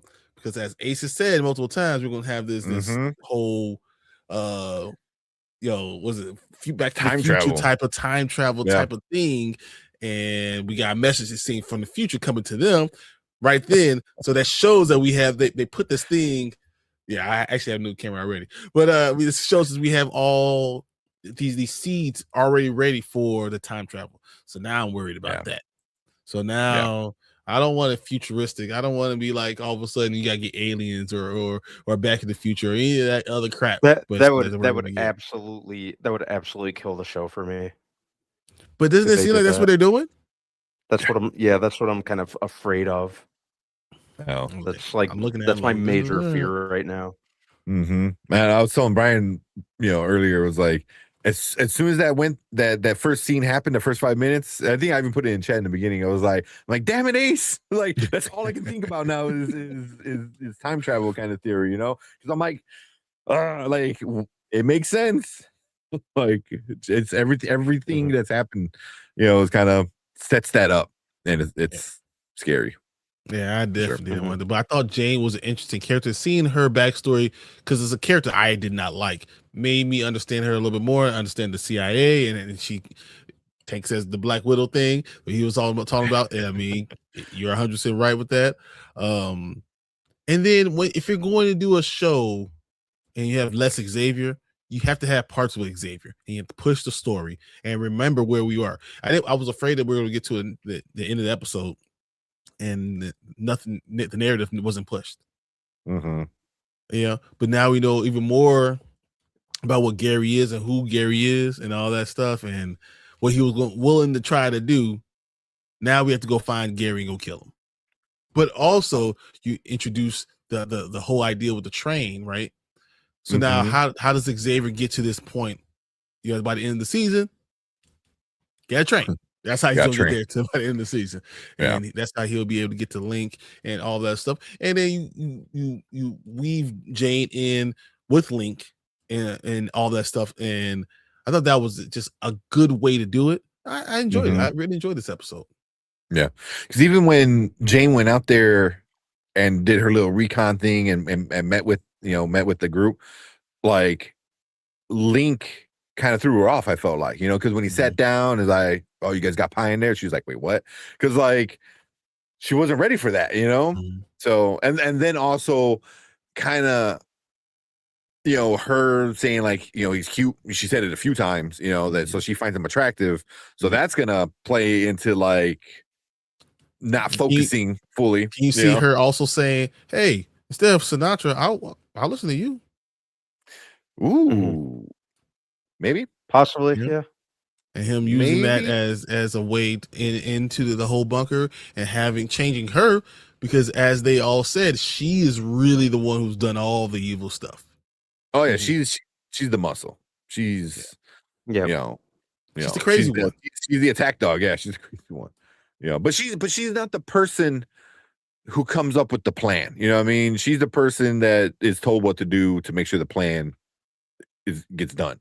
As we saw with her going after the dude, for her agent, that was her mentor telling her one thing. Yeah, because like that was her big plan, was to bring that to her. I was like, you're not good at making plans.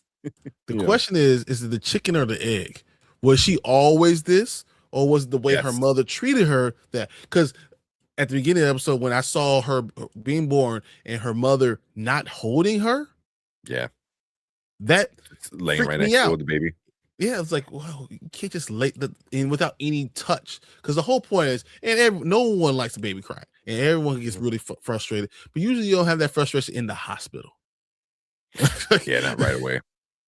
That's a different thing. And the fact that she didn't have the touch, she never had that. Was it her mother doing that to her that caused Jane to be this way, or was it already in the stars because of what we saw from the guy? It's trying to get. I have a message for the baby. Was it because of that? Was it already destined to be that way? Yeah, and we don't know who the father is. Like is the mom, was she like that because she never wanted the Jane?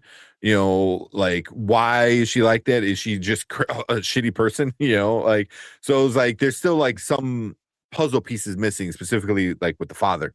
So that I'm kind of curious. I 100% think Kane Bradford is her dad.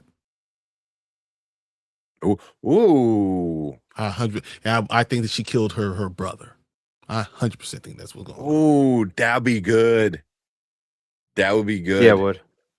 Like finding out that the mom is somehow, she was just underling, and Kane Bradford actually got her pregnant and refused to give her. But she had a really nice house with a sauna and that stuff. So where did she get that money from? So my whole thought was that she was getting paid off by Kane Bradford. That's why she couldn't get rid of. She couldn't, give her up as a baby for adoption, because she wanted to keep that money coming in. So that's why she had that. That's why I feel like she was Kane Bradford's like mistress.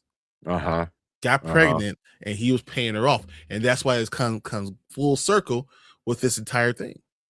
I like that because then how did she get to the CIA? Is she gonna blame? Oh yeah, but I mean, she's super smart. That's the thing too. Is like she said, like all her test scores like were off the charts. Like she's super smart, but mentally you're not fully there, man. But that would give her a reason to stop following Sinatra. It's like, you made me kill my brother. And somebody who's very on the mental edge of sanity, like somebody like Jane, like that might be something to like that pushes over the edge. Pushes over, and I'm gonna go with the hot dude that I like. I mean that could be a good reason, but that would be nice, because we know his dad's not a good guy. So exactly. He's the one who set all this stuff in motion.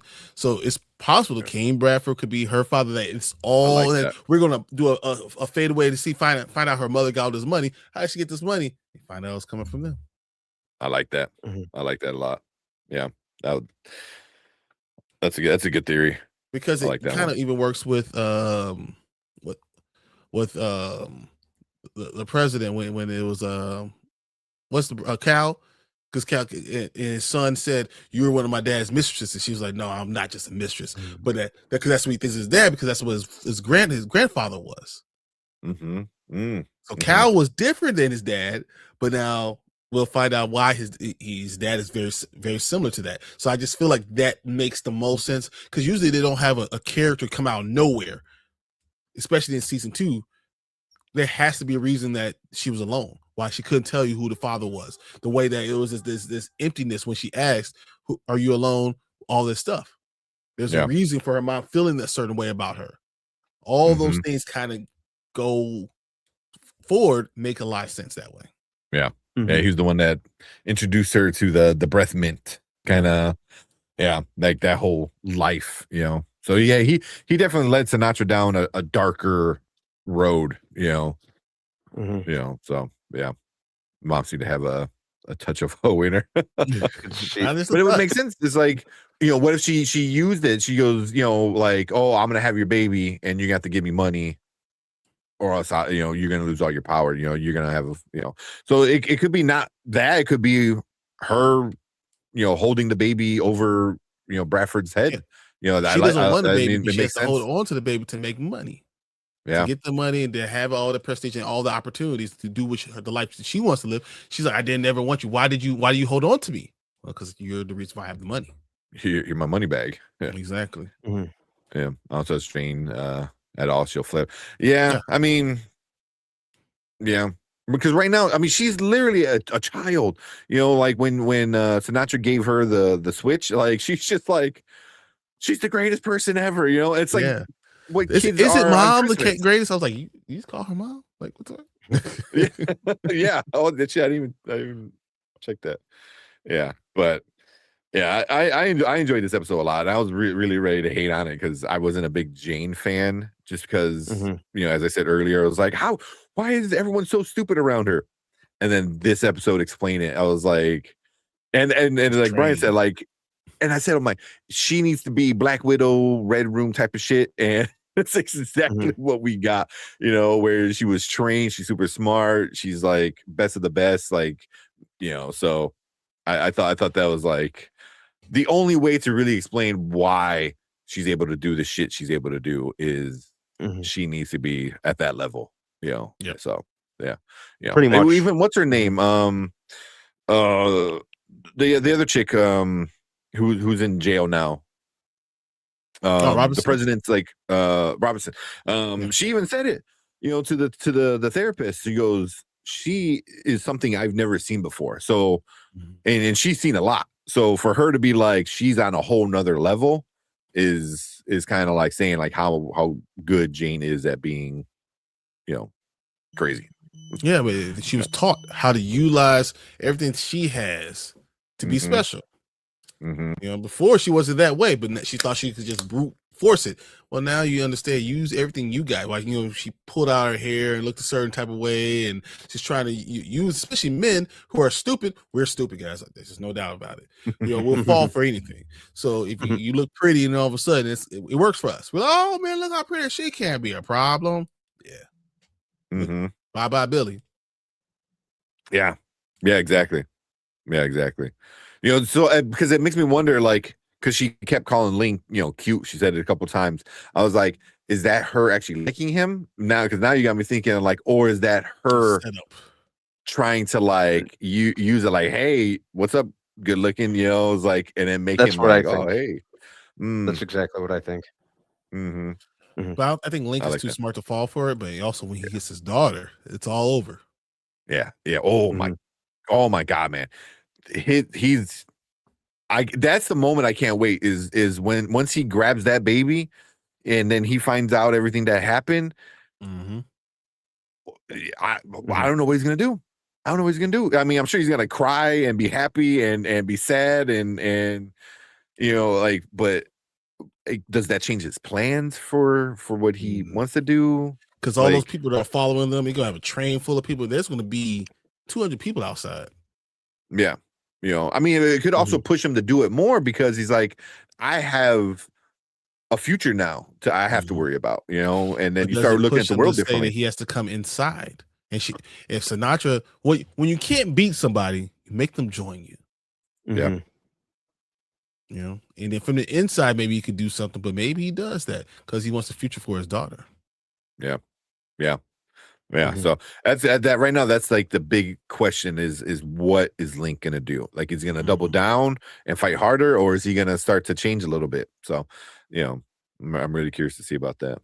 But Yeah, but the ending of this episode, Doc Brown comes into this thing and with his DeLorean. We got the train. Maybe the train. It's Back to the Future exactly. 3. It goes 88 miles per hour. Then all of a sudden, it goes Back to the Future, and that's where we go. Oh man, but yeah, the end of this episode was one of the best parts because it did what it needed to do. You know, it proved Gary was a piece of shit, and then you get him and Terry back together. Yep. You know? So Xavier figuring it out, looking at the picture, looking at the dude, looking at his wife, realizing what's going on, realizing what he's saying, throwing the bomb just enough time because I mean that's what happens in movie magic, and being okay enough to see Terry. So yeah. Do they hunt Gary, or do they just leave? I don't know. Well, Gary needs to pay. Yeah. I don't think Xavier's gonna let that fly. I don't think Terry's gonna let that fly. That's the big question. Terry might take his ass out. You know. You know, and then that'll be kind of interesting because it's like you saved my life, but now you're trying to ruin my future. Yeah, that ain't gonna fly. And then Xavier still have to go get the baby, so Gary's gonna be around. What if Gary goes and tries to kills one of them and takes the baby? Oh, yeah. Gary might be like 100%. I mean, right now Terry's probably gonna kill him, but if he does that, then Xavier's gonna kill him. Like, you better give me back Andy's baby because we don't have a name for her. It's just Andy's baby. Yeah, he's like, oh no, Gary needs to go. Yeah, 100%.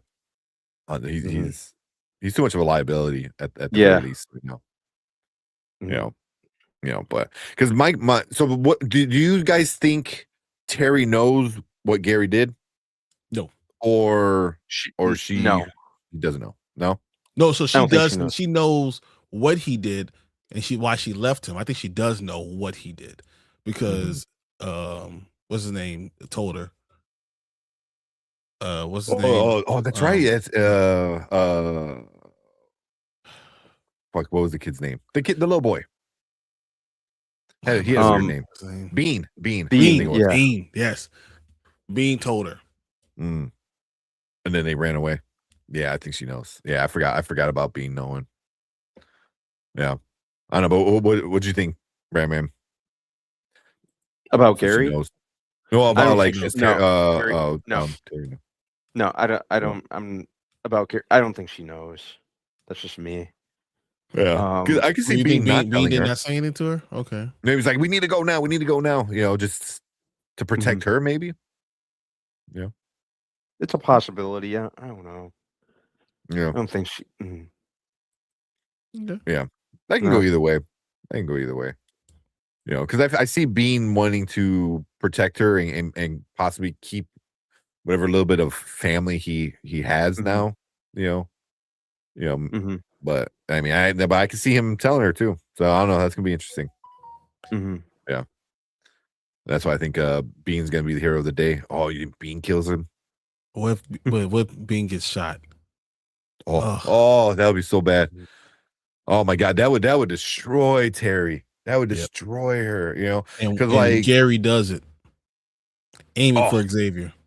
Oh, she's gonna rip off his head like Mortal Kombat style, like you know, legit. Like that's what I think too. Exactly. Yeah. If that's what it is, like you were gonna kill Xavier, and then this like adopted, kid I have sacrificed himself to save my husband. Oh, he's dead. It kind of makes sense because remember, the kid ran off. Bean ran off to find her, right? And she was the protector of him, and he protects her, but dies in while trying to protect her. I can see it all happening. Yeah. Ooh, that'd be right. So you took it right out of my mouth. Now it's a race to the baby. I didn't even think about that, but yeah, that's exactly what it is now. Exactly what it is now. Because the two girls, I assume they still trust Gary, because they don't fully know what was going on. Yeah. Yeah. So, I don't know, man. Yeah. It's crazy. So it's gonna be. I think it's kind of what we said, right? Because we said that this episode him and Terry are going to get back together, which it was the last minute, but they did. And then, the next episode will probably be getting the baby, figuring everything out, and then heading back to the end of the Colorado. episode, the train moving. Yeah. I mean, next episode is the penultimate, right?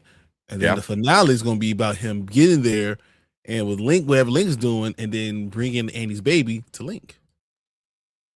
Yeah. That's how this season's probably going to end. Yeah. Damn. This is such a good season. It started off a little bumpy, it's going now for me. I think it's really kind of picking up. Yeah. But yeah, I don't know. You guys, anything else I might have missed? Nope. I think that's exactly what this episode was. It's all Jane, her daughter, which is I will say her daughter's kind of falling into Xavier's daughter's, her world. So Presley's going to be important going forward, and then Robinson being with what's his name, Jeremy, is going to be interesting too. So what happens? They all get out. There's a lot of stuff happening, and it's going to all coincide right at the end. Yeah, yeah. Because you got stuff happening up top, like you said. You have stuff happening outside, and now you got stuff happening in the basement. You got stuff happening in different state. All the way. What if they say we don't have to worry about him coming in, and then someone like Jeremy or Robinson opens the door. The door opens up. That'd be a good way to lead into season 3. It's you got outsiders coming in. What's that going to do? And then the only reason they open the door is because they see Xavier out there. And of course, Sinatra's not going to want to answer the door open the door for her. But as soon as they see Xavier out there, they're opening the door. Yeah. Well, Sinatra's like, no, don't do it. Because right now Xavier's the one person who can really like blow up her shit. Like all her stories and everything like that. He's the only one that was in control of anything besides Sinatra. Besides that, they said, when Xavier left, all the power went with him. He's the one person that can control everyone, and people will follow and cause a civil war within the silo or whatever you want to call it. Yeah. That'll be nice to have Link and Xavier like them running it now. Because like it was before it was the president, James Marsden's character and Xavier.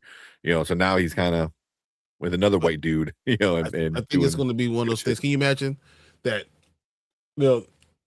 Link allows Xavier to open the door and all stuff, and he gets it in. He thinks it's going to be one thing, and then as soon as they get inside, Link takes over and says, "No, there's more going on that you know."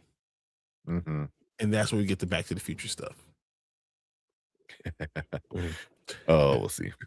Marty McFly. Oh man.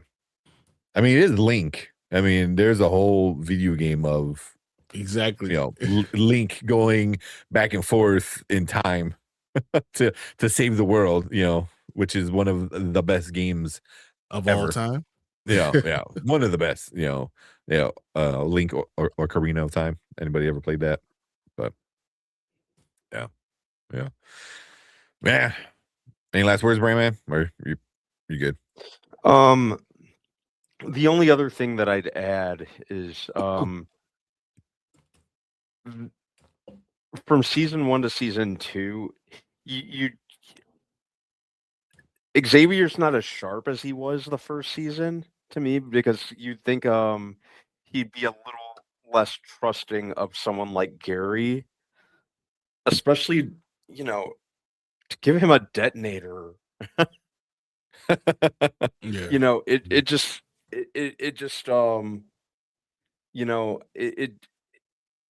just seemed really sloppy on his end, considering how they've kind of built him up in terms of instinct and intuition. It just seemed really hasty on his end.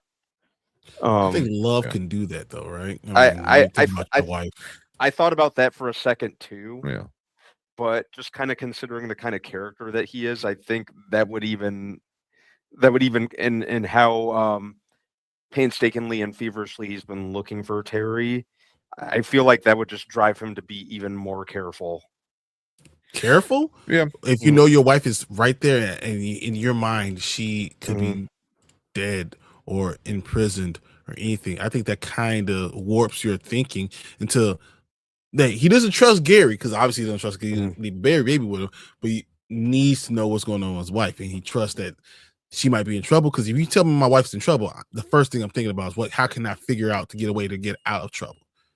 Yeah. You know, so that's kind of just the first thing you think of when you're in love like that. And that's why I think the whole point of showing their backstory to understand his point of view, his mind, his frame of mind during that time. Thinking I need to get to her, and all things don't matter. Nothing else needs to make same. But you know, when you're talking about the dude who outright admitted, "Oh, I had a thing for your wife," that would just Gary's a walking red flag, and he was from the jump. I just kind of assumed Xavier would have a little more what's the word? I'm losing my train of thought tonight. Like foresight into seeing. That's what I'm looking. That's the word that I'm looking for. Yeah. I mean, I see that. I see what both of you guys are saying, and I wonder if because he sees Gary as somebody who saved his wife, he gives them some kind of grace, but obviously it's not enough. It's still not enough to like fully trust him, and I wonder if like that him coming out is like, oh yeah, I did, love your wife and blah, blah, blah. So I was like,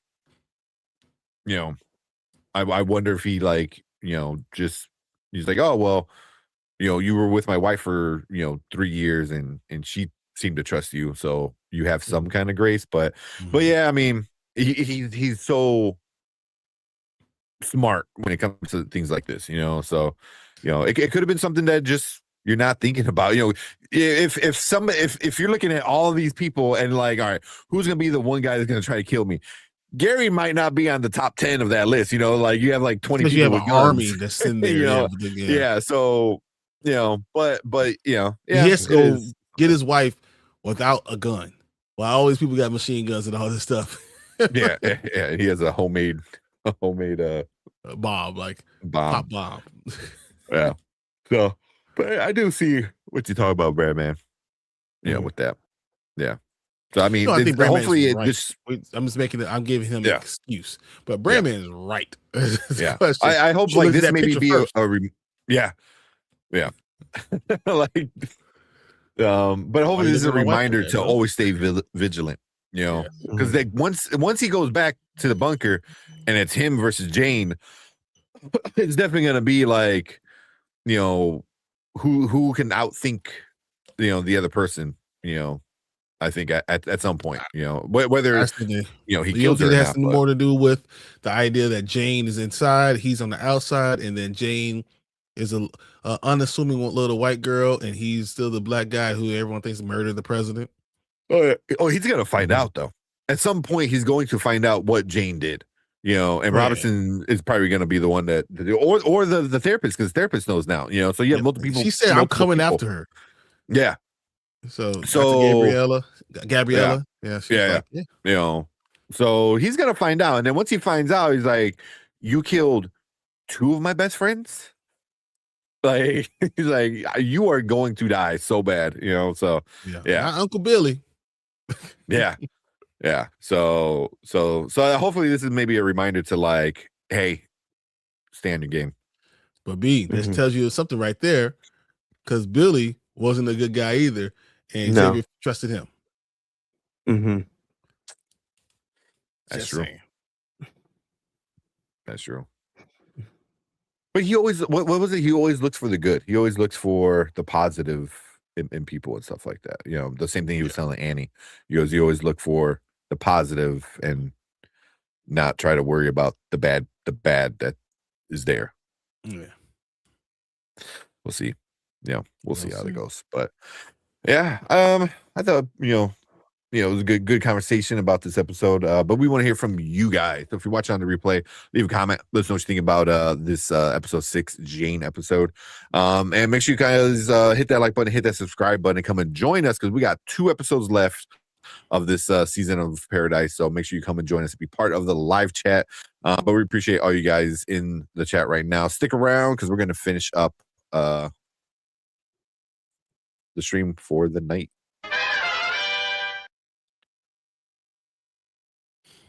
Don't make it so laggy. It's all right. A couple last comments and then all right, call it a night. Well, I'm gonna change this camera real quick. Just gonna do it right now, so I don't forget later. Oh man, yeah. Said saw that picture and knew all he needed to know. Yep. And well, then Gary is just a dumbass, and he's like, "Oh, sorry, I have to do this." It's like, bro, you're giving the dude who's super, good at figuring shit out. You gave him too much time to figure out how to get out of the situation. And he just threw the bomb. So yeah. But it's always like the tropey thing to do is tell the person that you're gonna kill that you're gonna kill him.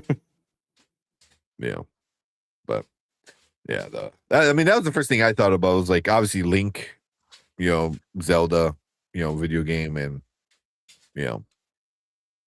Yeah. But the beginning of this episode was so good when you have that time travel theory in mind, because you're just like, who's texting this Circuit City dude? It's just and with the exact time and stuff, and then also what was the message? He never said what the message was, right? Yeah, no. Because I was kind of going back looking for that too and didn't hear it. Yeah. So yeah, I don't even think they did that. No. Yeah, because he's like, I got a message. That they were pulling him away, but he never said what the message was. No, I didn't catch any message.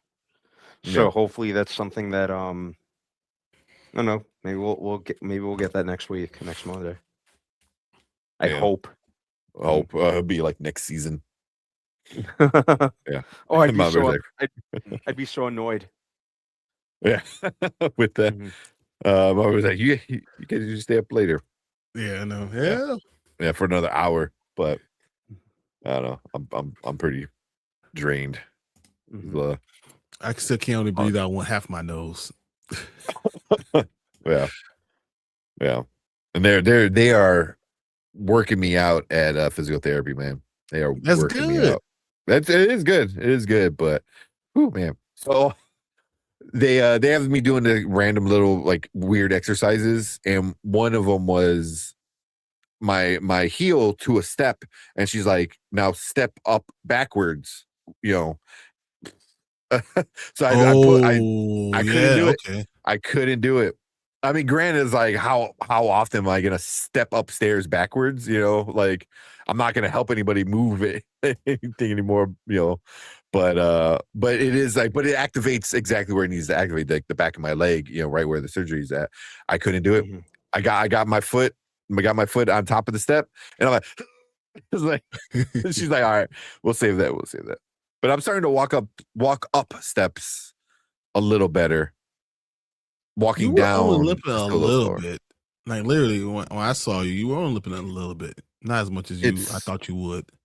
Yeah, it's kind of better, But usually, the longer I sit, it definitely it cramps up, and I lip a little better or lip a little more. But that I thought the message was she could be stopped in time. Oh, was that the message? I think she can stop in time. That she herself can stop in time. Tell your baby she can be stopped in time. Oh, that's what I thought he was saying. Tell her that she could be stopped in time instead of her saying this. I can't. I'm already done this. I've already done this. She can stop in time. So another like time travel kind of thing, if that's how you, rather than in like she can be stopped like in enough time to save the world, is like no, she can be stopped in time, like she can fucking time travel.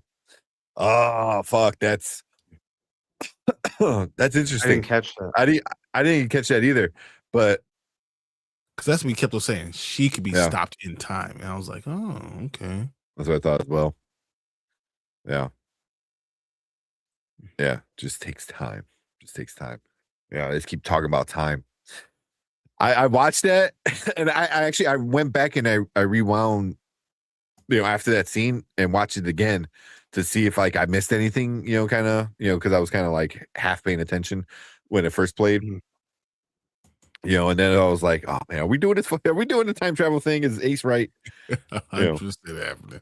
Yeah. So when I was watching Evan and Zach, Evan brought up Paradise, and he's like, "Oh, anybody's watching it, it's great." So I guess he's been watching Cross, he's been watching Paradise, which is cool, and I told him like, "Oh, have you heard about this like time travel theory?" And he's like, "Wait, what?"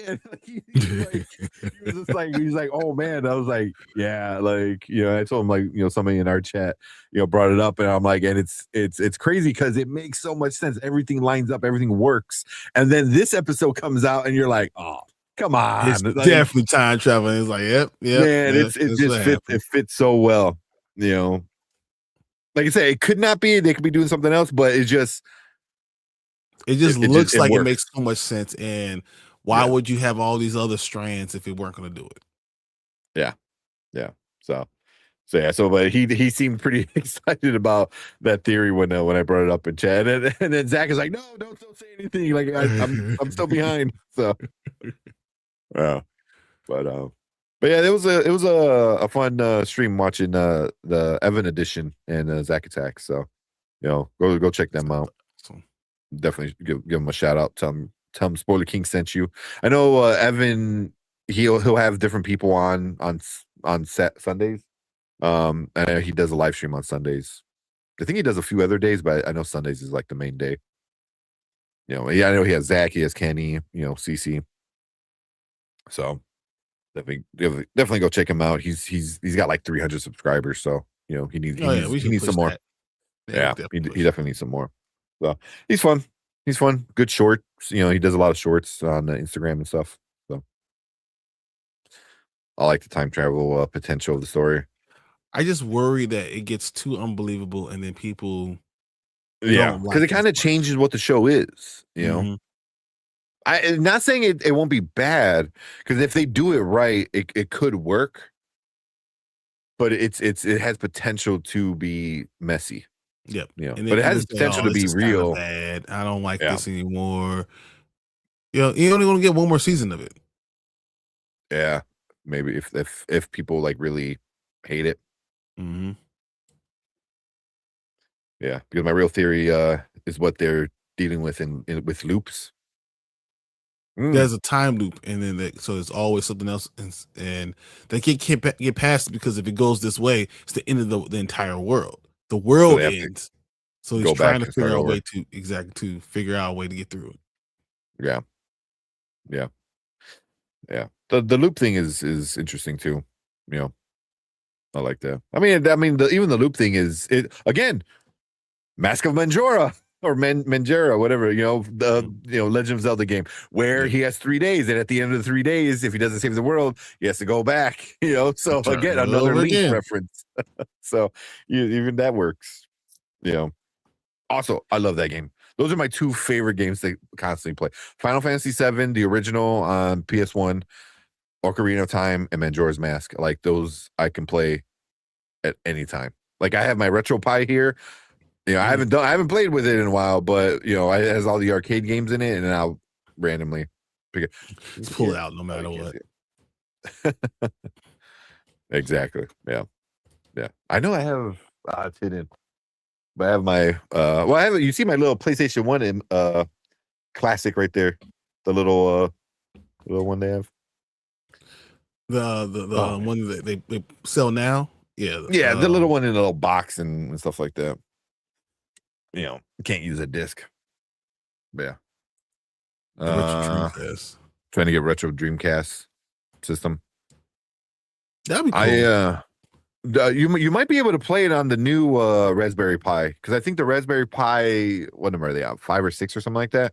Yeah. It has a lot of RAM on it now, and a really good processor where you can play like PlayStation 2 games supposedly, and like probably play like some Dreamcast games on it. So yeah. Look up. I don't know how much you mess with it, Ace, but Raspberry Pi. Was it?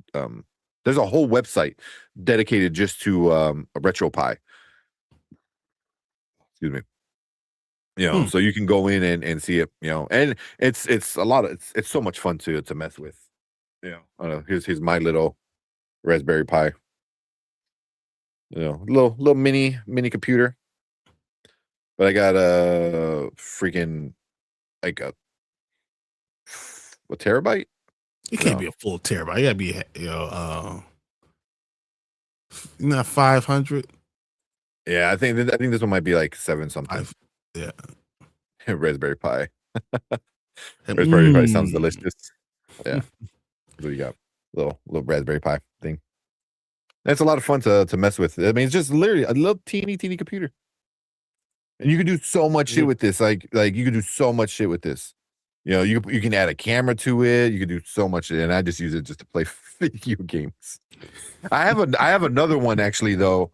Another Raspberry Pi that's connected to my router, and you thought Raspberry Pi sounded delicious, so that app is called a Pi hole. So it's a DNS sinkhole.